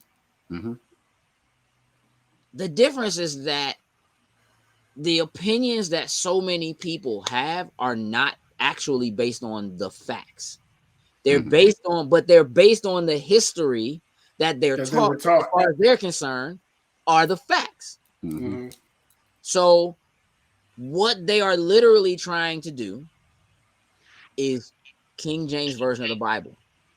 Let's keep people from being taught this information. Let's keep them from making us look bad. Let's keep them from knowing how many things they invented and how much stuff they're responsible for and how it is that we treated them, especially as you go down into the South, because the Civil War was about slavery, but wasn't about slavery. It was about property. It was about property, and it was about your living, your how you survive. The South was ravaged and left poor when they lost that war and slaves were emancipated, because for them, we were cows. We were cattle. So if the United States passed a law tomorrow, if Biden got up and said, you know what? Cows are free, like India. Like, you can't have cows. What would that do to the economy and to farmers who make their living raising cattle, milk, dairy, meat, right? What would that do if they all of us like now you can't have cows, you can't raise them, you can't whatever, you gotta let them go? What would that be?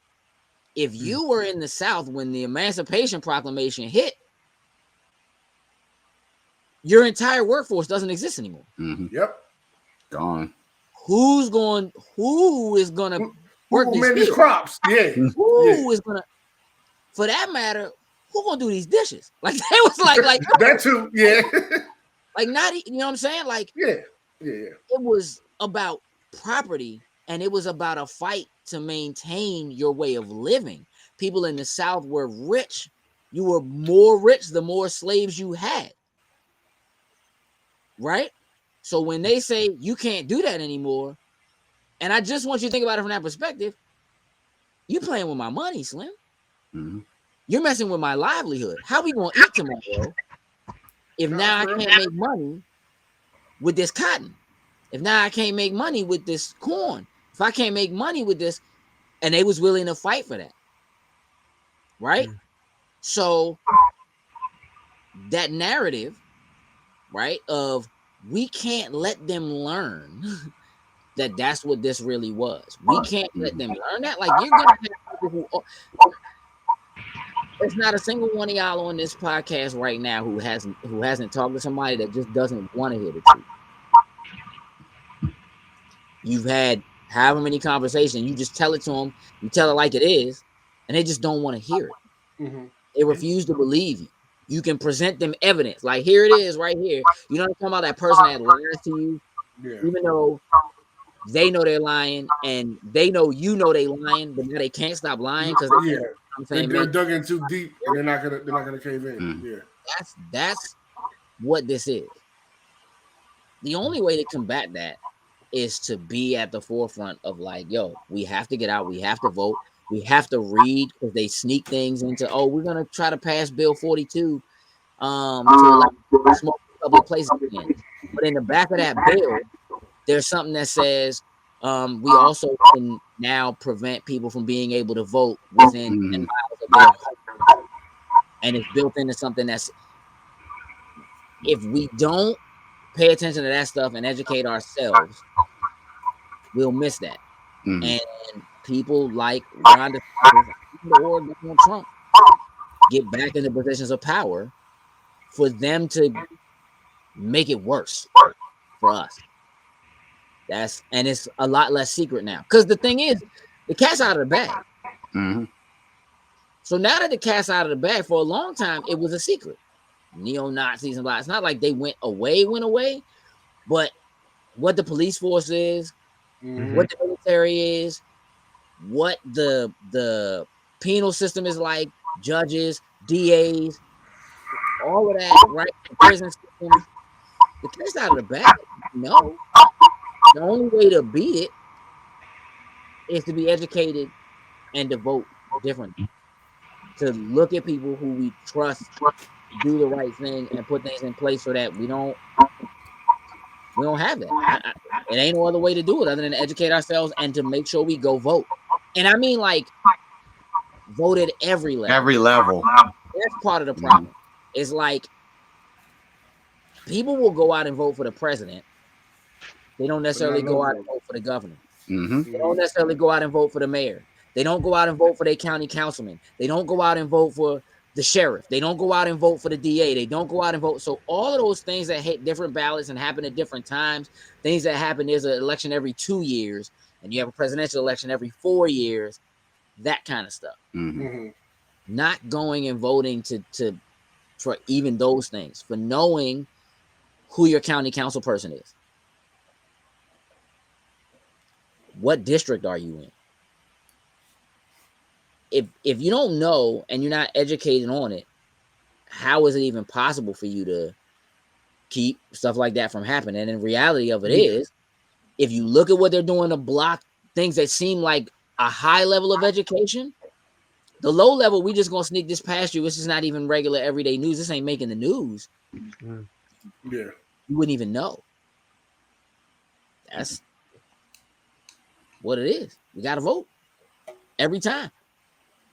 And we got to do what we can to make sure that the people who are in position to be voted for are people that have the best thing in mind, and not just for us, but for everyone.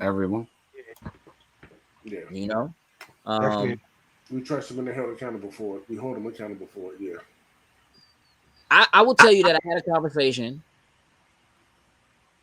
on Xbox Live. I seen you were probably there, but during that original run, that first Trump run, and somebody was like, "I'm not voting. Why aren't you voting? Dog, you have to vote. Trump's not really going to build a wall. Doesn't really matter. Our votes don't count anyway. What do you mean?" Right? And that person was like, "Well, the person that I would have voted for isn't in the race anymore." Right? So at this point, it's between Hillary and Trump, and I don't like either one of them. Mm-hmm. That's cool. I understand that. Who you don't like more? But you don't vote, right? Mm-hmm. So now you feel like you're in a position where you have to pick the lesser of two evils. Mm-hmm. Yes. You just will not pick at all. And that's fine that you feel like you got to pick the lesser of two evils. However, my question to that person is, when the race was happening between Hillary and the person you wanted to do, did you vote? Did you? And you know what the answer was? No. Nope. Yeah. So how are you complaining? Yeah. You had nothing to complain about. Yeah. You didn't even try. You didn't even try to voice your option, your opinion. So, but again, that's part of the narrative, right? Because they want us to believe our vote doesn't count. Mm-hmm. We can be mad at the Electoral College and how it works and your vote doesn't really whatever. But as long as they continue to push that narrative that your vote doesn't really count, let me ask you a question. Your vote doesn't really count. I'm sure you've heard it before. Has anybody ever said that to any of y'all before? Oh, yeah. No, I've definitely. No. You've never heard somebody say that, Sin? No. Like your vote don't really count? No, because I don't really look into and discuss politics with people and stuff like that. Like, it's not my thing or whatever. So I've never heard that before. So do any of y'all, have y'all ever felt like your vote don't count? No point? I mean, I feel like that, like when you vote and then basically the person that you want doesn't win, then I feel like that part. Like, I mean, you always think that you might be that one person that slides to the left. But at the end of the day, it's like, yeah, if you vote and then it still goes the other way, it's different. 60% of the country voted for Trump last time. 60%. It's a horrible statistic. When you say, you mean when he won? I think so. 60%. I'm not could not have voted for him last time because he didn't win. Right now, sorry. Well, I heard the term 60% whenever he won. That's what it was. Maybe I got it wrong, but I'm just saying that was a horrible statistic, yo. I'm just thinking everybody wanted the country to be the way it was when he was in there. But let me ask you a question. Do you believe, and let's just say the other side, do you believe that they believe their vote doesn't count? Nah. No. I think, yeah. Exactly. So as long as they push the narrative to us that there's no point in voting because our vote doesn't count, then even if they don't get all their people to go vote because they believe their vote counts, we believe their vote counts and our vote don't count. Mm-hmm. Right? So it's the same thing.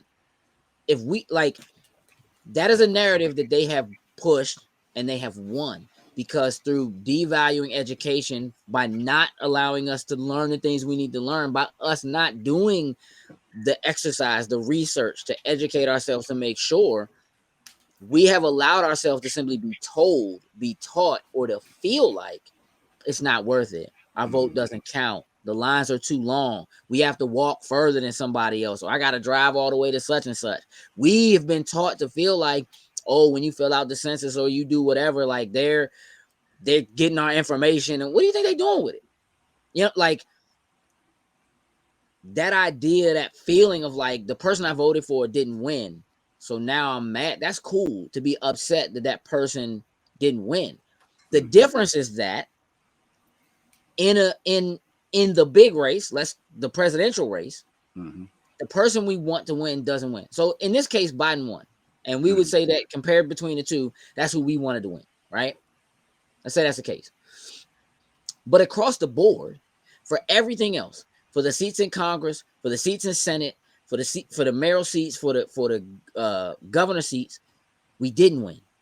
And so now, no matter, this is the same thing that happened to Obama. Everything that they try to do, there's more of the opposite team in Congress to combat everything that they try to do. And not enough people to help back that up, because we voted in the one point, but we didn't vote across everything. We didn't educate because we don't feel like vote matters. And that makes us feel more like it doesn't matter to vote, because then the narrative becomes, well, Obama, and that same person that said that to me said when Obama was in office, he didn't do nothing for us. He said he was going to do all these things, but you didn't vote, and you didn't vote for any of the other things. So everything he tried to do, he had to fight tooth and nail to get. And because you didn't vote for the other things, and other people didn't go, everything he tried to do, they're just like, yeah, nah, we're going to push that out. We're not going to let it happen. Yeah, we're going to push that out too. We're not going to let that happen. Yeah, we're going to push that out. We're not going to let that happen. So you got to be involved from the ground up. If you're not, that's what it's going to be. It's that simple. So they know enough to know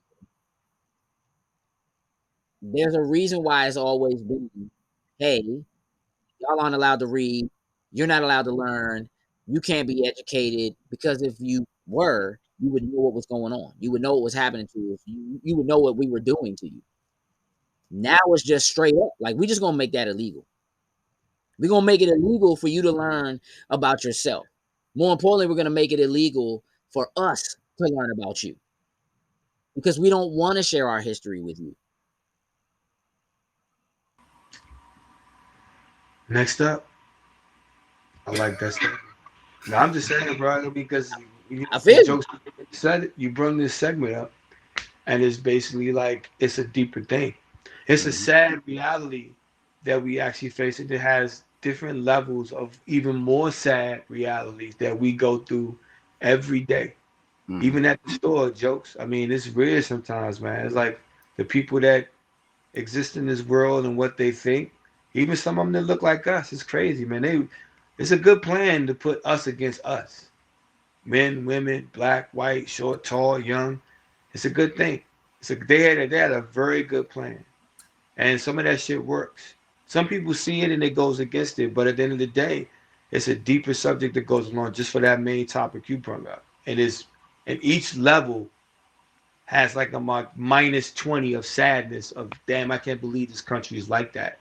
And people in this country is like that. And the people that have that ability and that a way of thinking and that control of other people and themselves and whatever. And you even fucking believe that this is how it is. And if you listen to that shit all the time, you'll start to fucking believe it and just go to some whole other level. So it's a powerful thing the mind is. And if you hear some shit enough, it just mess with you. And trying to combat it real to you. Good. It just get blocked. I've never heard of white on white crime. Never. I mean, you only hear that shit when people. It was like, I declare war with fucking themes. Black lives matter. No, all lives matter. And it's like, nigga, we know all lives matter. We've been saying that shit for years. I don't believe our lives matter, which is the reason why this is saying all this stuff is coming out. I said, man, 87, 84, 83, same thing, man. Same shit. Just wasn't no cell phones. Wasn't no cell phone cameras. Wasn't none of that shit out there. You had a big ass camera. Everybody knew you had a big ass camera. Ain't no hiding from that. But now you got all these things that get publicized, and then still, I need to see the whole video. I don't know what happened. Nigga, how much do you need to see this dude get shot in the back? Or he's sitting in his car on his wedding night and y'all unloading this junk. What else do you need to see? You know what I'm saying? It's crazy. And whatever. I said that I think it's people that pretty much have a thing. You need to go out there and shoot like 12 black people in the church to become part of our society. Then dudes commit crimes. This dude get a GoFundMe. He got over $500,000. The dude for the funeral, $130,000. Mhm. So you telling me this dude killed this man on videotape, and he's over $500,000 in his fund for his legal fee, and he killed him? I mean, that's Disgusting. That's not. yeah. I mean, again, it's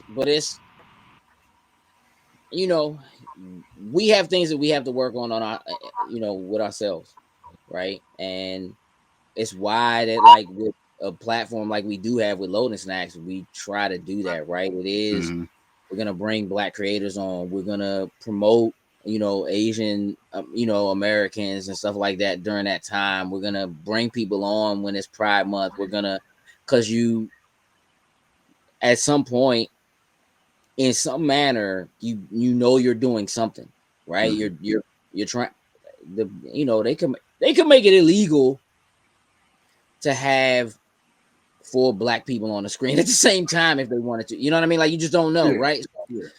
I'm just Joe, man, to answer your question, it's education and voting. Education and voting, right? Is seeking out the knowledge they try to keep from you to educate yourself. Like, this is not a knock against it.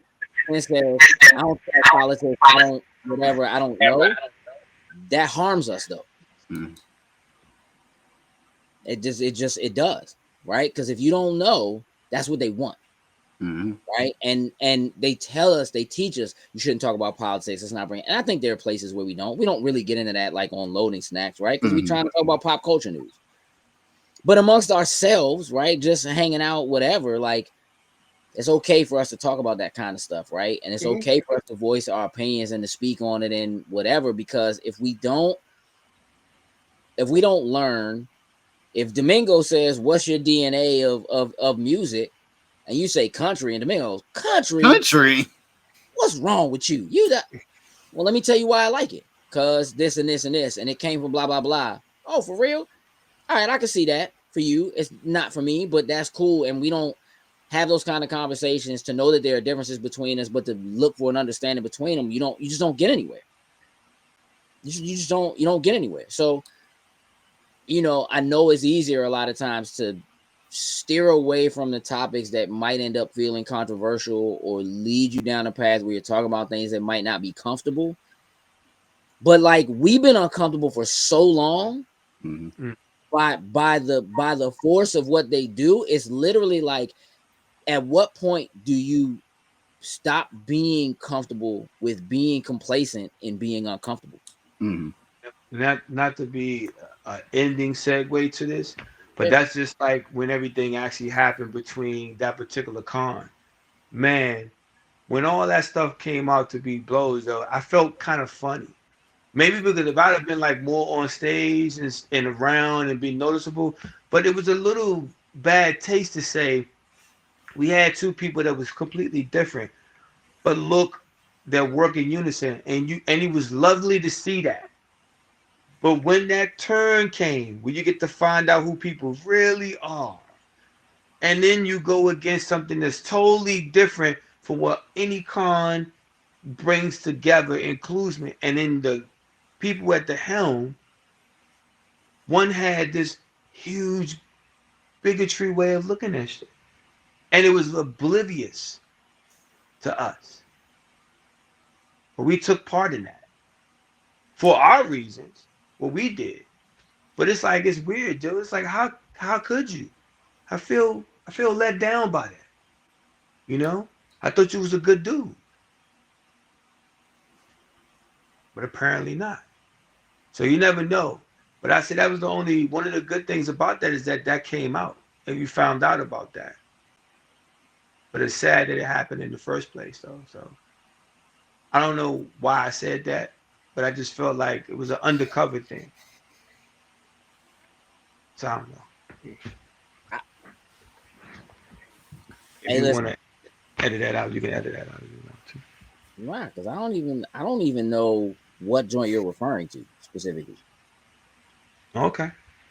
Cool. Yeah, 10. Sure. You know, I mean, yeah, did I miss something? I have an idea. I have an idea of what he's talking about. I was trying to leave names out just to leave names out. Yeah. You know, but it's only a few cons we've been. Whatever, man. Sin, what's up with you, bruv? What you got? Sure. We can move on to the next topic.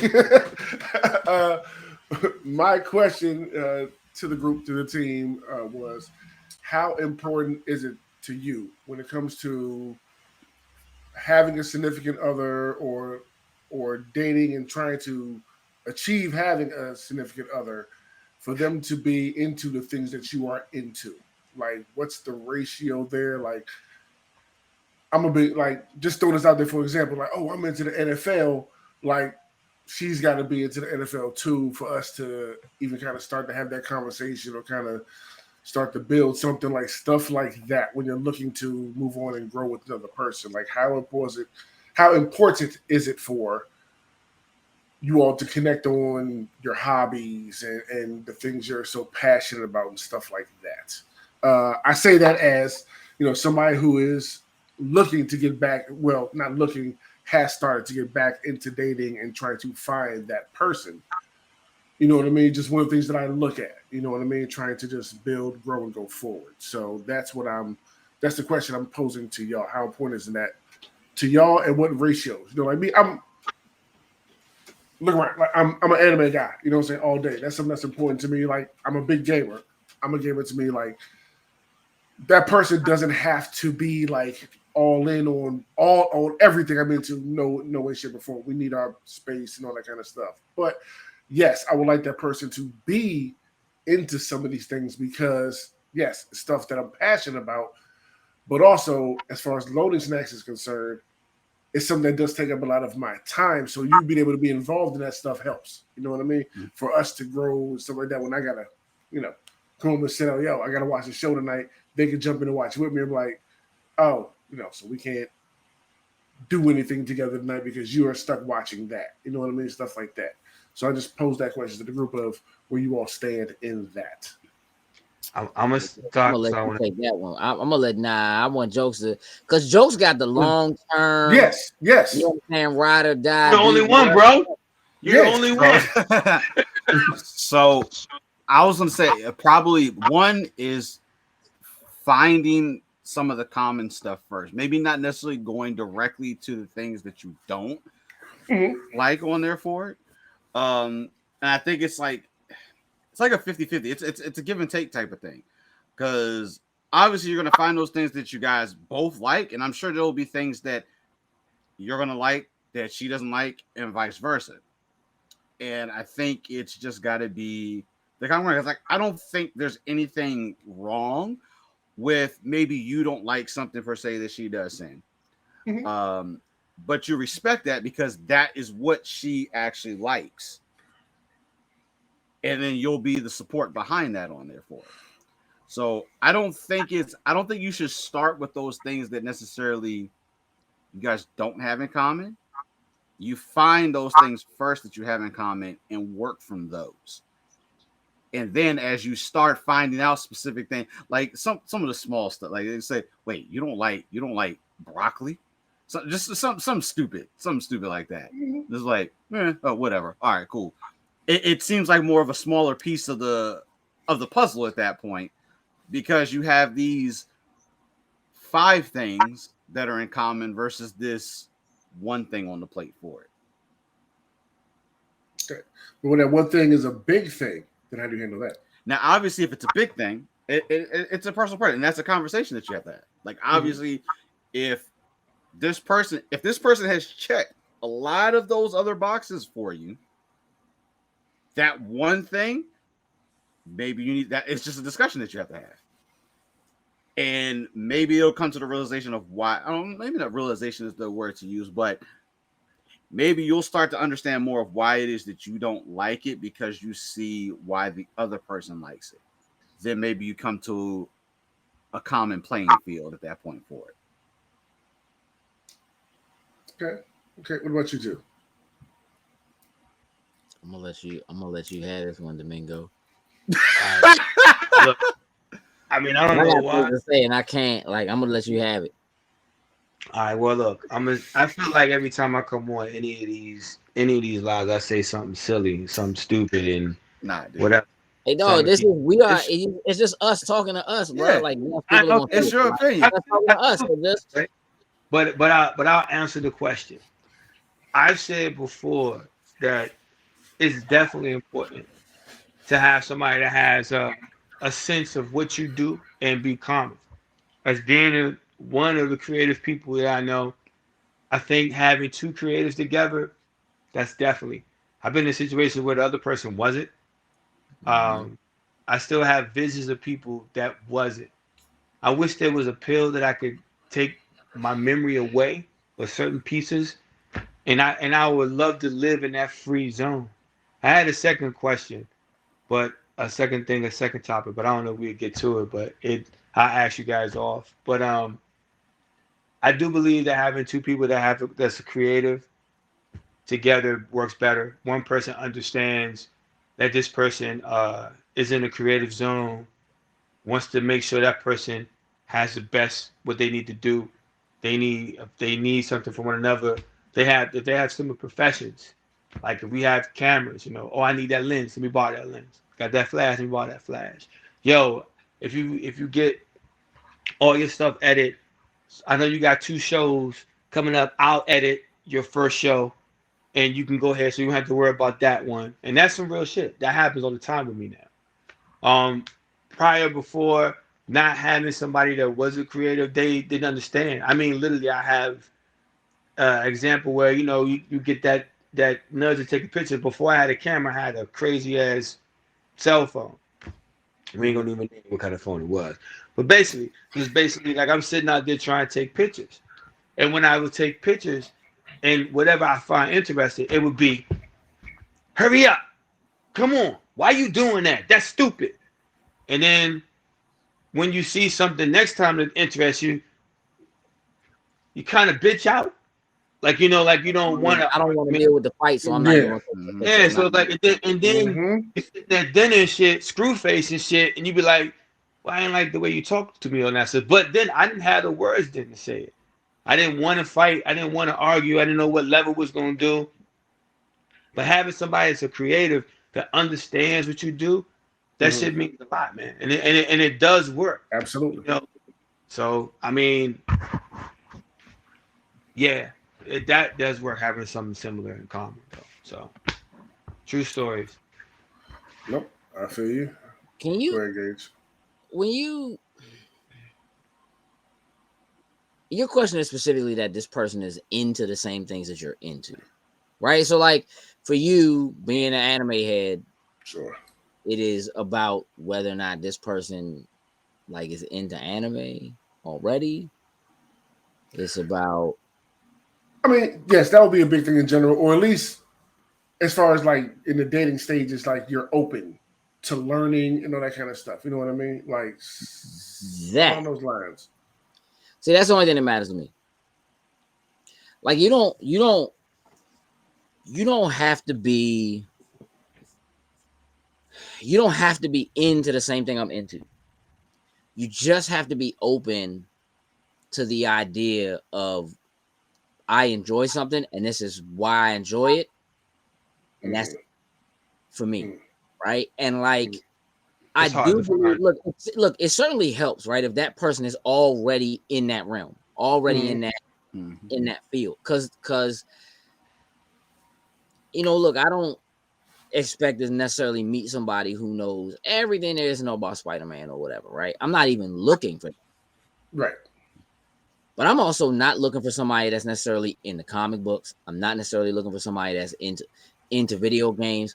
I'm just looking for someone who's open-minded that I can have a conversation about. And then when they find out you're in a Spider-Man or you like, whatever, that they're not hateful, spiteful, disrespectful, or feel like that's kid stuff or that's children, or that's whatever, right? It's that for me, because and again, we talk about stuff like this on being comfortable being a geek. Do those panels.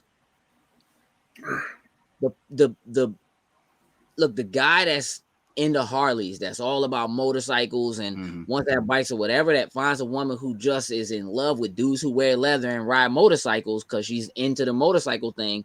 Doesn't mean she knows everything about engines or knows everything about, whatever, but she's into the aesthetic and she doesn't feel like it's childish.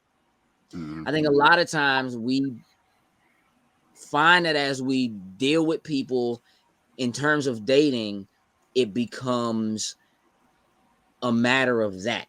Like, you play video games, that's childish. I think there is a certain level of like, oh, it's Sunday, you want to watch the game? Okay, watch the game, I understand. Even if they don't understand, it's a thing that is so prominent / so dominant that they don't necessarily look down on it in the same way. I honestly feel like they find a way to equate it. So for, maybe look, not to pigeonhole people, but like maybe he's super into sports and she likes shopping. You know what I mean? Or whatever. And she's like, I'm not going to drag him to the mall to go shopping with me all the time, but sometimes you got to come to the mall with me. Just like sometimes he might not drag her to a game. She doesn't necessarily have to be ready to wear a jersey and do the whole, like, let's tailgate and, blah, blah, blah. But like, on a Sunday, just sit on the couch with me as I watch the game and I'm enjoying myself and I have your company. Just give me the space to let me have it because it's something that I love and that I enjoy, right? And that we can, like, growing up, like my parents I don't think my mother has ever sat down and watched a football game with my father or a basketball game. Like, I don't think ever. I definitely didn't sit down and watch no fights. Not since, like, listen, maybe when they was dating, things was early or something like that, whatever. But like, I can't never remember they've been married 50 years. So like, I don't ever really remember them doing that. But like, they give each other that. That's my father would go to the mall with us, but like most of the time, like we went to the mall, like my mother would take us and we'd get in the car and go to the mall or whatever, and he would let them do shopping, you know what I'm saying, or whatever, right? And I really just think that I like listen, if you're looking at things for a long term, like if you're trying to do something to establish a long-term relationship, you do have to know that if we're going to live in the same space, there will be Spider-Man shit everywhere. You just have to know that, right? And like, and when I say that, what I mean is, and look, how you figure out your compromises between you and them, right? Of course, yeah. You can get with somebody and they can be like, look, this is your room and your office space or whatever. I have my own space or whatever. And here I do unicorns and polka dots, and there you do anime and video games or whatever. And then the shared out space, here is communal. We try to keep it. Yeah, I keep it. You know what I'm saying, or whatever, right? Yeah, y'all can have that discussion. It certainly helps, obviously, if like she doesn't mind or she's into some of it or whatever. Where you got figures and you have things that are out, or you have posters, but she's like, listen, if we're gonna put posters up, they got to be in a frame. Okay. You understand what I'm saying? Like there's levels to it, but I really think it just comes down to understanding. I think it's no different than like a man, quote unquote, can have a man cave and they're just like, yeah, I got jerseys on the wall and there's football stuff here and I got flags over here and whatever. But you don't necessarily see that throughout the whole house. Like that's, you know what I'm saying? So I think that in terms of date, and look, I don't know how you're doing it. I don't know if you're doing online or you're doing whatever. Like, I just refuse to do online dating. I just can't. That's just not where I'm at in my life. I don't know where I'm at with dating. I'm just seeing what's popping. I'm just seeing what's out there. Yeah, I know some successful joints, but I mean, I put it like this. I think that's a good fucking fairy tale. The reality is that at one point, wherever right now, whatever, we just pick the wrong ones. The motherfucker just be like on some whole other shit, and you be like, so you don't like movies? I just don't see the point of sitting there for like 2 hours watching something that's fake. What are you into? And I don't know. So you don't know what you're into. You have no idea what you like, what you do. You don't do shit but go to work and come home and play with your kids. Okay. But you can't understand when a nigga got a photo shoot, then leave that, got to get on a call, and then got to do this every Sunday. You know, whatever. You don't understand that shit. You just find the wrong ones, man. And yeah, I mean, look, I think that's not, again, a conversation like that. Like for you, a person who loves movies, the way you love movies, dog, if you meet somebody and you have that conversation, hey, listen, let's go out. You want to do a movie or whatever. And that person like, I don't really like movies. Conversation's over. That's it. That's it. Yeah. That's it. Yeah. There's no point in wasting your time going forward. Thank you. Next. But here's the thing. But that also, and here's the reality of it. But that also could be, but it's about whether or not that person has the respect for you and what you do and what you do like. Again, because that person can be like, sitting down and watching a movie for 2 hours, that's not really my thing. You know what I'm saying? But like, I would love to go on a walk in the park with you, or you know what I'm saying? Like, I would love to let's go and walk, at the Smithsonian or whatever. We could do that for 2 hours. And when you want to go to the movies, go to the movies. When you want to sit down and watch Star Wars, watch Star Wars. Listen, like I said, it's whether or not they're open to that. The cap of it is that most times it's not that way. And I mean, that's why literally my girlfriend is my keyboard and my camera, whatever computer got, and new stuff I bought, because my thing look, I think it's fair to be dejected. What you say? I think it's fair to be dejected. I just think you're dejected, and I think that's fair. Like, you just, because I think the people are out there.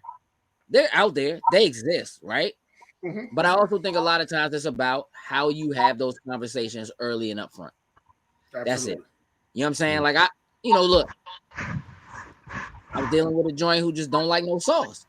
Like, no sauce. No sauce. Sauce, what you talking? Chicken nuggets, so just chicken nuggets. Like sin. Plain. Plain. What talking about here? Yo, like, no plain, sauce. Bro. No. Hold on. I told jokes this a couple weeks ago. I don't know if I told y'all. Hey, listen, he might have a connection. Hold up. I don't know what's going on here, and I don't like what I'm hearing. Are you telling me that if we go get some chicken nuggets from fucking McDonald's or whatever, you don't like fucking sauce? No sauce. I'm not. No, you talking to Sin? No. Whoever said no sauce? Me. You talking to me? No sauce, bro. Dry all day on the block by myself. That's how it is, bro. Like, it is. Like, it's always been. Listen, it's not just him. It's not just him. His brother like that too. Yes. His brother like that too. Like his brother nickname and our was Plain Boy. Pause. Hot dog. Jokes, stop laughing. I know you know where this is going. I know you know where this is going, Jokes. So the other weeks, right? The spicy nuggets came back, right? I would order them. I go to that joint. They always ask you what sauce you want. Like, bro, if I throw some barbecue in that joint, it's usually what I say. I was like, bro, just throw some barbecue. Just throw sweet and sour. Just throw some joints in there, whatever. I'm not gonna use it. I happened to be a little bit elevated that night, bro. I was looking at them sauce packets like, you know what? Snack bite. Let's go. Right? Bruh, I tried that sweet and sour. My man wasn't here. He told me, I was like, hold up. Hey, no BS. On my counter in the kitchen right now, I got like 8 joints just stacked up, dog. Hey, Sin. They're on my desk. Hey, them joints is on the counter. Hey, I go grab them right now, bro. Every time I go, I'll be like, hey, yeah, Polynesian sauce.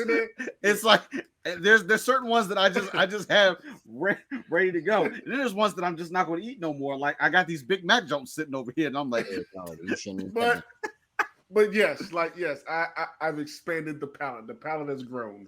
Hey, listen, and look, here's the thing, and it happens, right? Because again, yes, so I was dating, we going out or whatever, and it's like we order food, no sauce, no nothing. I'd be like, how you don't like no sauce? And listen, and real talk, and like in her defense was like, if you know how to cook, you don't need sauce. Like, you can, hey, look, like, that's cook your stuff right, if you put the right flavor and stuff like that, then that's you been don't my need thing sauce. the I'm whole like, time. nah. Eating ribs with no salt, just straight I'm like, ribs. that's just not the case. Like that just means you're still missing a whole level of palate that could be. But listen, that was like 3-4 years ago.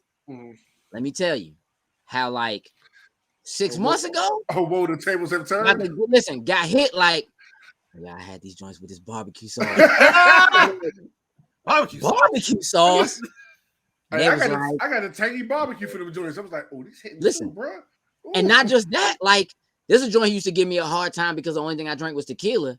And Young was like, yeah, I had a couple tequila shots the other night. I was like, hold on, what do you mean?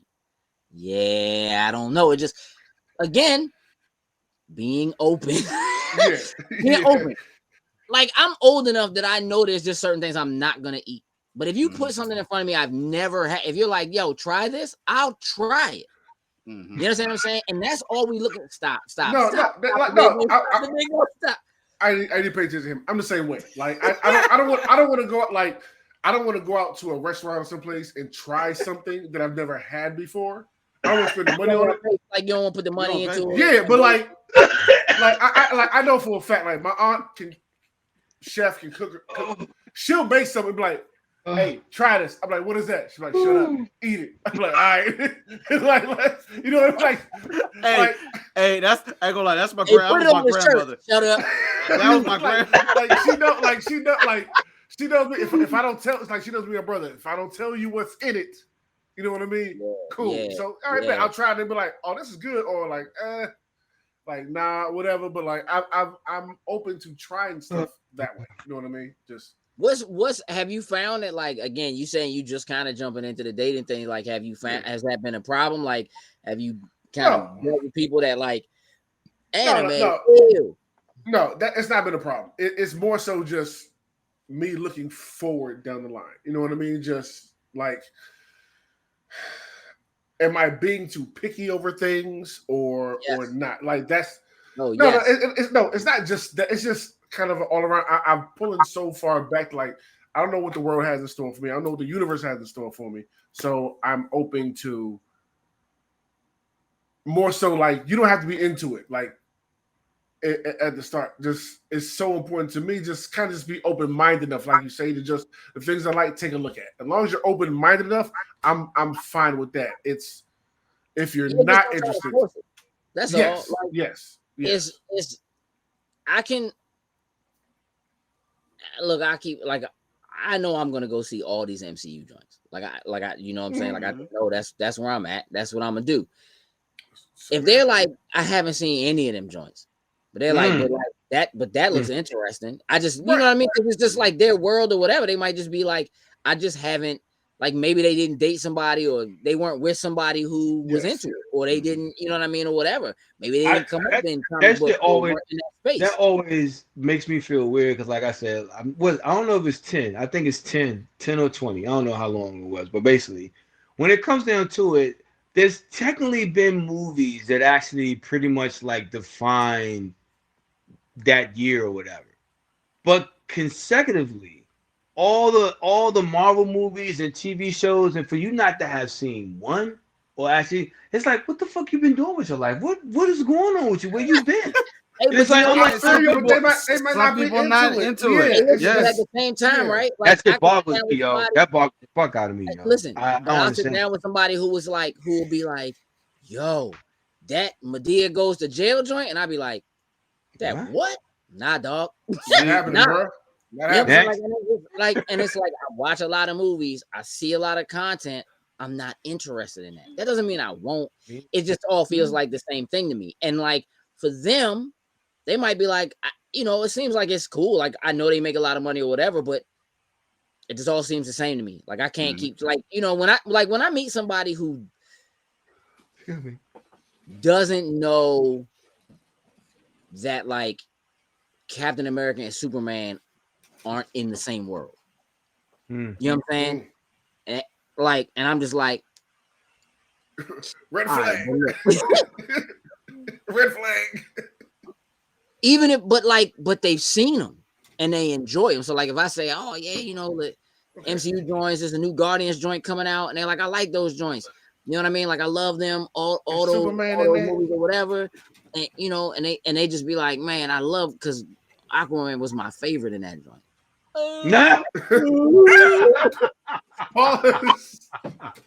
And look, when it's early, listen, when it's early and you don't really know each other, and it could just be sometimes like people are just trying to impress you, or they want you to think, and they try to throw it out there like they you know what I mean, what it is that you're into, you know, whatever. Music is important for me. So like if we're gonna go somewhere, we got to be able to like take a long drive and listen to the same thing without it feeling like, why, you know what I'm saying? Like, what is this? This isn't working. You know what I'm saying? For me, like there has to be some give and take. You know what I mean? As far as that's concerned. And when I deal with somebody who it's just like, nah, I'm okay. Like, you don't have to like everything I like. Mm-hmm. You don't have to like everything I like. But you got to understand how important it is to me. And that's really the thing I think that matters most, right? So maybe they don't want to sit down with you, Sin, and watch One Piece, right? But they do. But no, that could be a plus, right? Yeah, but that is a huge plus. But they might sit down and be like, I mean, they might love anime and be like, I mean, One Piece is okay. I prefer. I'm fine. I'm 1,000% fine with that. You know what I'm saying? You don't have to like it. It's the genre itself because it just takes it's so much a part of me. I mean that for example. Yeah. I don't know ratio wise, like I can't give you a ratio. I can't say they have to be at least 60% in the comic book. But like, yeah. Like I can't.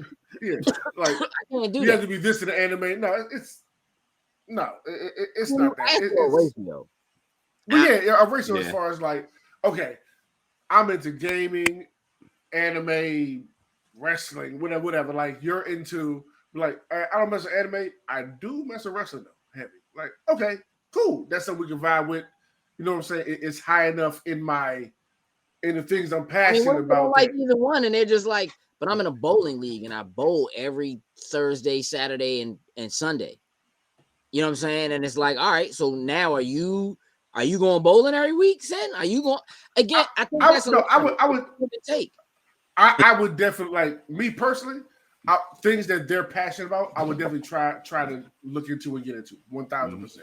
Because it's something that the person I'm interested in is passionate about. So I would definitely go that route. I just want equally to be exchanged on the other side. That's it. If you see me giving the effort to get into things you're into, just put in that same effort. You know what I mean? Whether you do like it or not, at the end of the day, that's, whatever. You know what I mean? Like, I mean, look, jokes, you got it. I don't know what Tatiana likes that you don't like. Yeah. I don't know. I don't think she's like, oh, I gotta, whatever, and you're just like, nah, I'm not doing that. Right. Like, I don't think we've had. If I had something maybe that one of the two of us didn't, hold on. You know what? Hey, boo. What? Like, I know. Yeah, I'm just right there. What is something that maybe?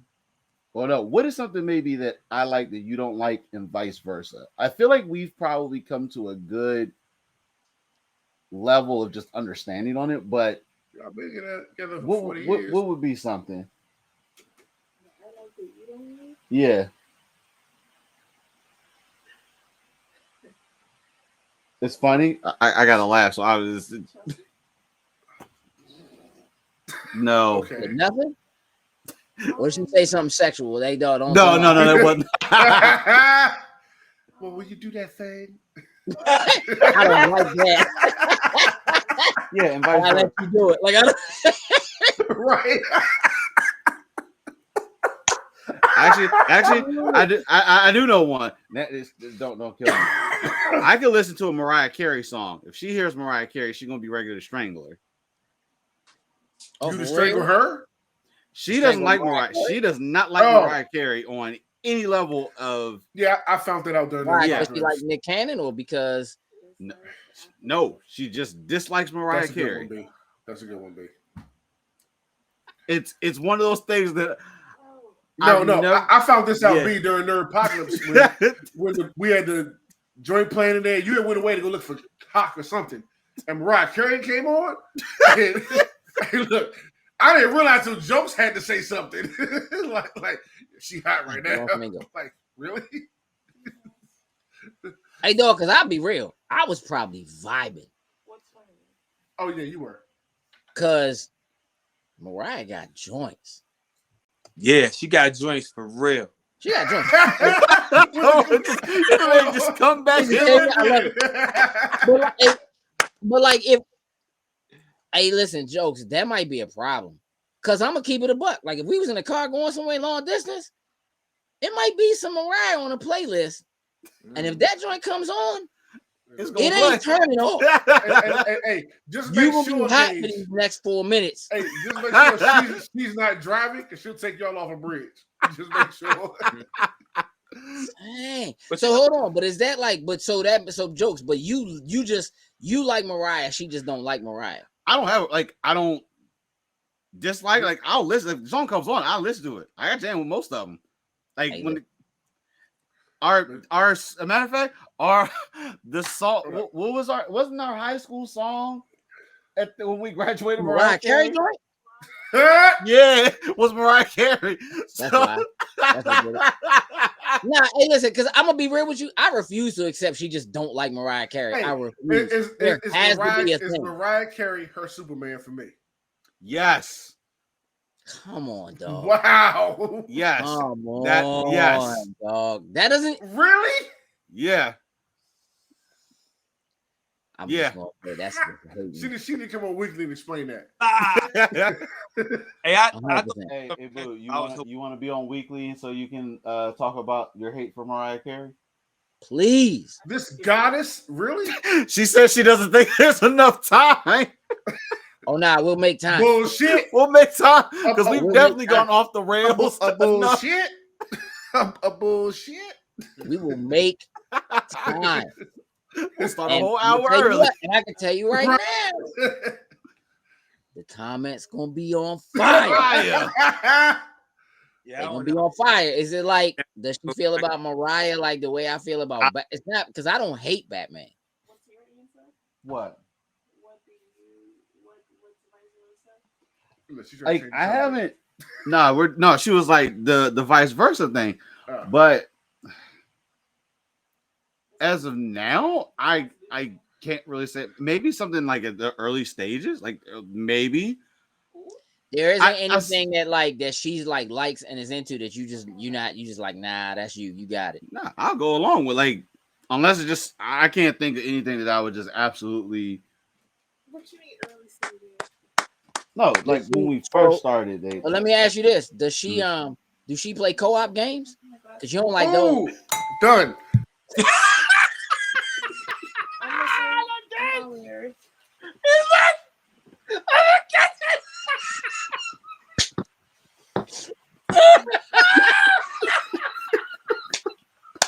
It's a wrap. Get him the fuck out of here. It's a wrap, baby. It's a wrap. It's a wrap. Oh God. I just thought I'd ask, bro. I just thought I'd throw it out there. You know what I'm saying? I just want to see. Oh, yeah. Put him down. Shut him down. Shut him down. Shut him down. Yep. We know the show's over now. I done seen shorts. We done tonight, baby. We out of here. Let's go. It's thighs and calves out right now, dog. We out here. My man, like, he free over there. Oh my God. Hey, I'm good. Oh shoot. All right. I love that y'all. Listen, Joe, I love that y'all are really on that vibe. Like, I think that's wonderful. I think it's perfect. It is. For the rest of us, man, we just out here. I'll be honest, I don't even know if I'm looking. I don't know what I'm looking for. I'm just looking. I feel you. I'm just in the streets. Yeah. I ain't even gonna lie. I'm just in the streets. Yeah. You know what I mean? And I'm just seeing. I'm tired. I'm done. I'm looking. 32, they 40, they 48, they 50. Find me a nice looking boy girl and call it a day. That's it. I'll give you. Sip this tea. Just kills it. It just kills it. No, Man, hey, hey, K, whatever makes you happy, bro. And when I bring them around you, yeah. Hey, listen, I'm gonna tell you what, they gonna fit right in. Yeah. I'm gonna let you know. These jokes gonna fly because I love you, bro. Oh yeah, like if I don't like them, I'm gonna tell you. Like, these jokes gonna fly. I couldn't tell. I'm gonna let you know. To the moon, baby. Hell, See, I'm gonna let you. I'm gonna let you close out your topic. Is there anything else you want to ask about it? Say about it on terms of it?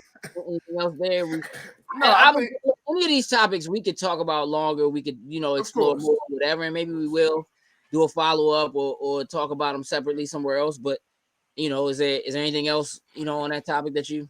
No, I think y'all pretty much understood where I was coming from, and just some of the thoughts going into my brain while jumping back, into the dating scene, and I appreciate it. You know what I mean? Like, it's good to sit here and talk with people that I love and look up to and admire. For all different type of reasons or whatever. So they got a lot of respect for us. So, no, I think it was a good conversation. I definitely 1000% appreciate it and the feedback, and looking forward to doing it again. That's all. I dig it. Yeah, we're gonna wrap this up. Long show, but that's part for the course for this show. I appreciate you gentlemen for coming on, hanging out, just having some conversation, some open and honest, and having some fun. Domingo looks like he's gonna pass out where he's at. I know you got some work to do. That shit was hilarious. But yeah, we're gonna wrap this episode of Good Conversation and Shenanigans up. I hope you enjoyed the conversation as well as the shenanigans. Looking forward to hearing anything you have to say on any of the topics that you heard this evening. I'm even open to taking suggestions on other topics. Again, I love having topics that I just don't expect and don't know, exactly what direction it's going to go in. So again, I want to thank you gentlemen for joining me this evening. I'll leave you with this. Please remember that you cannot increase your value to others by increasing their value to you. With that, we're going to shut it down. Toodles and doodles.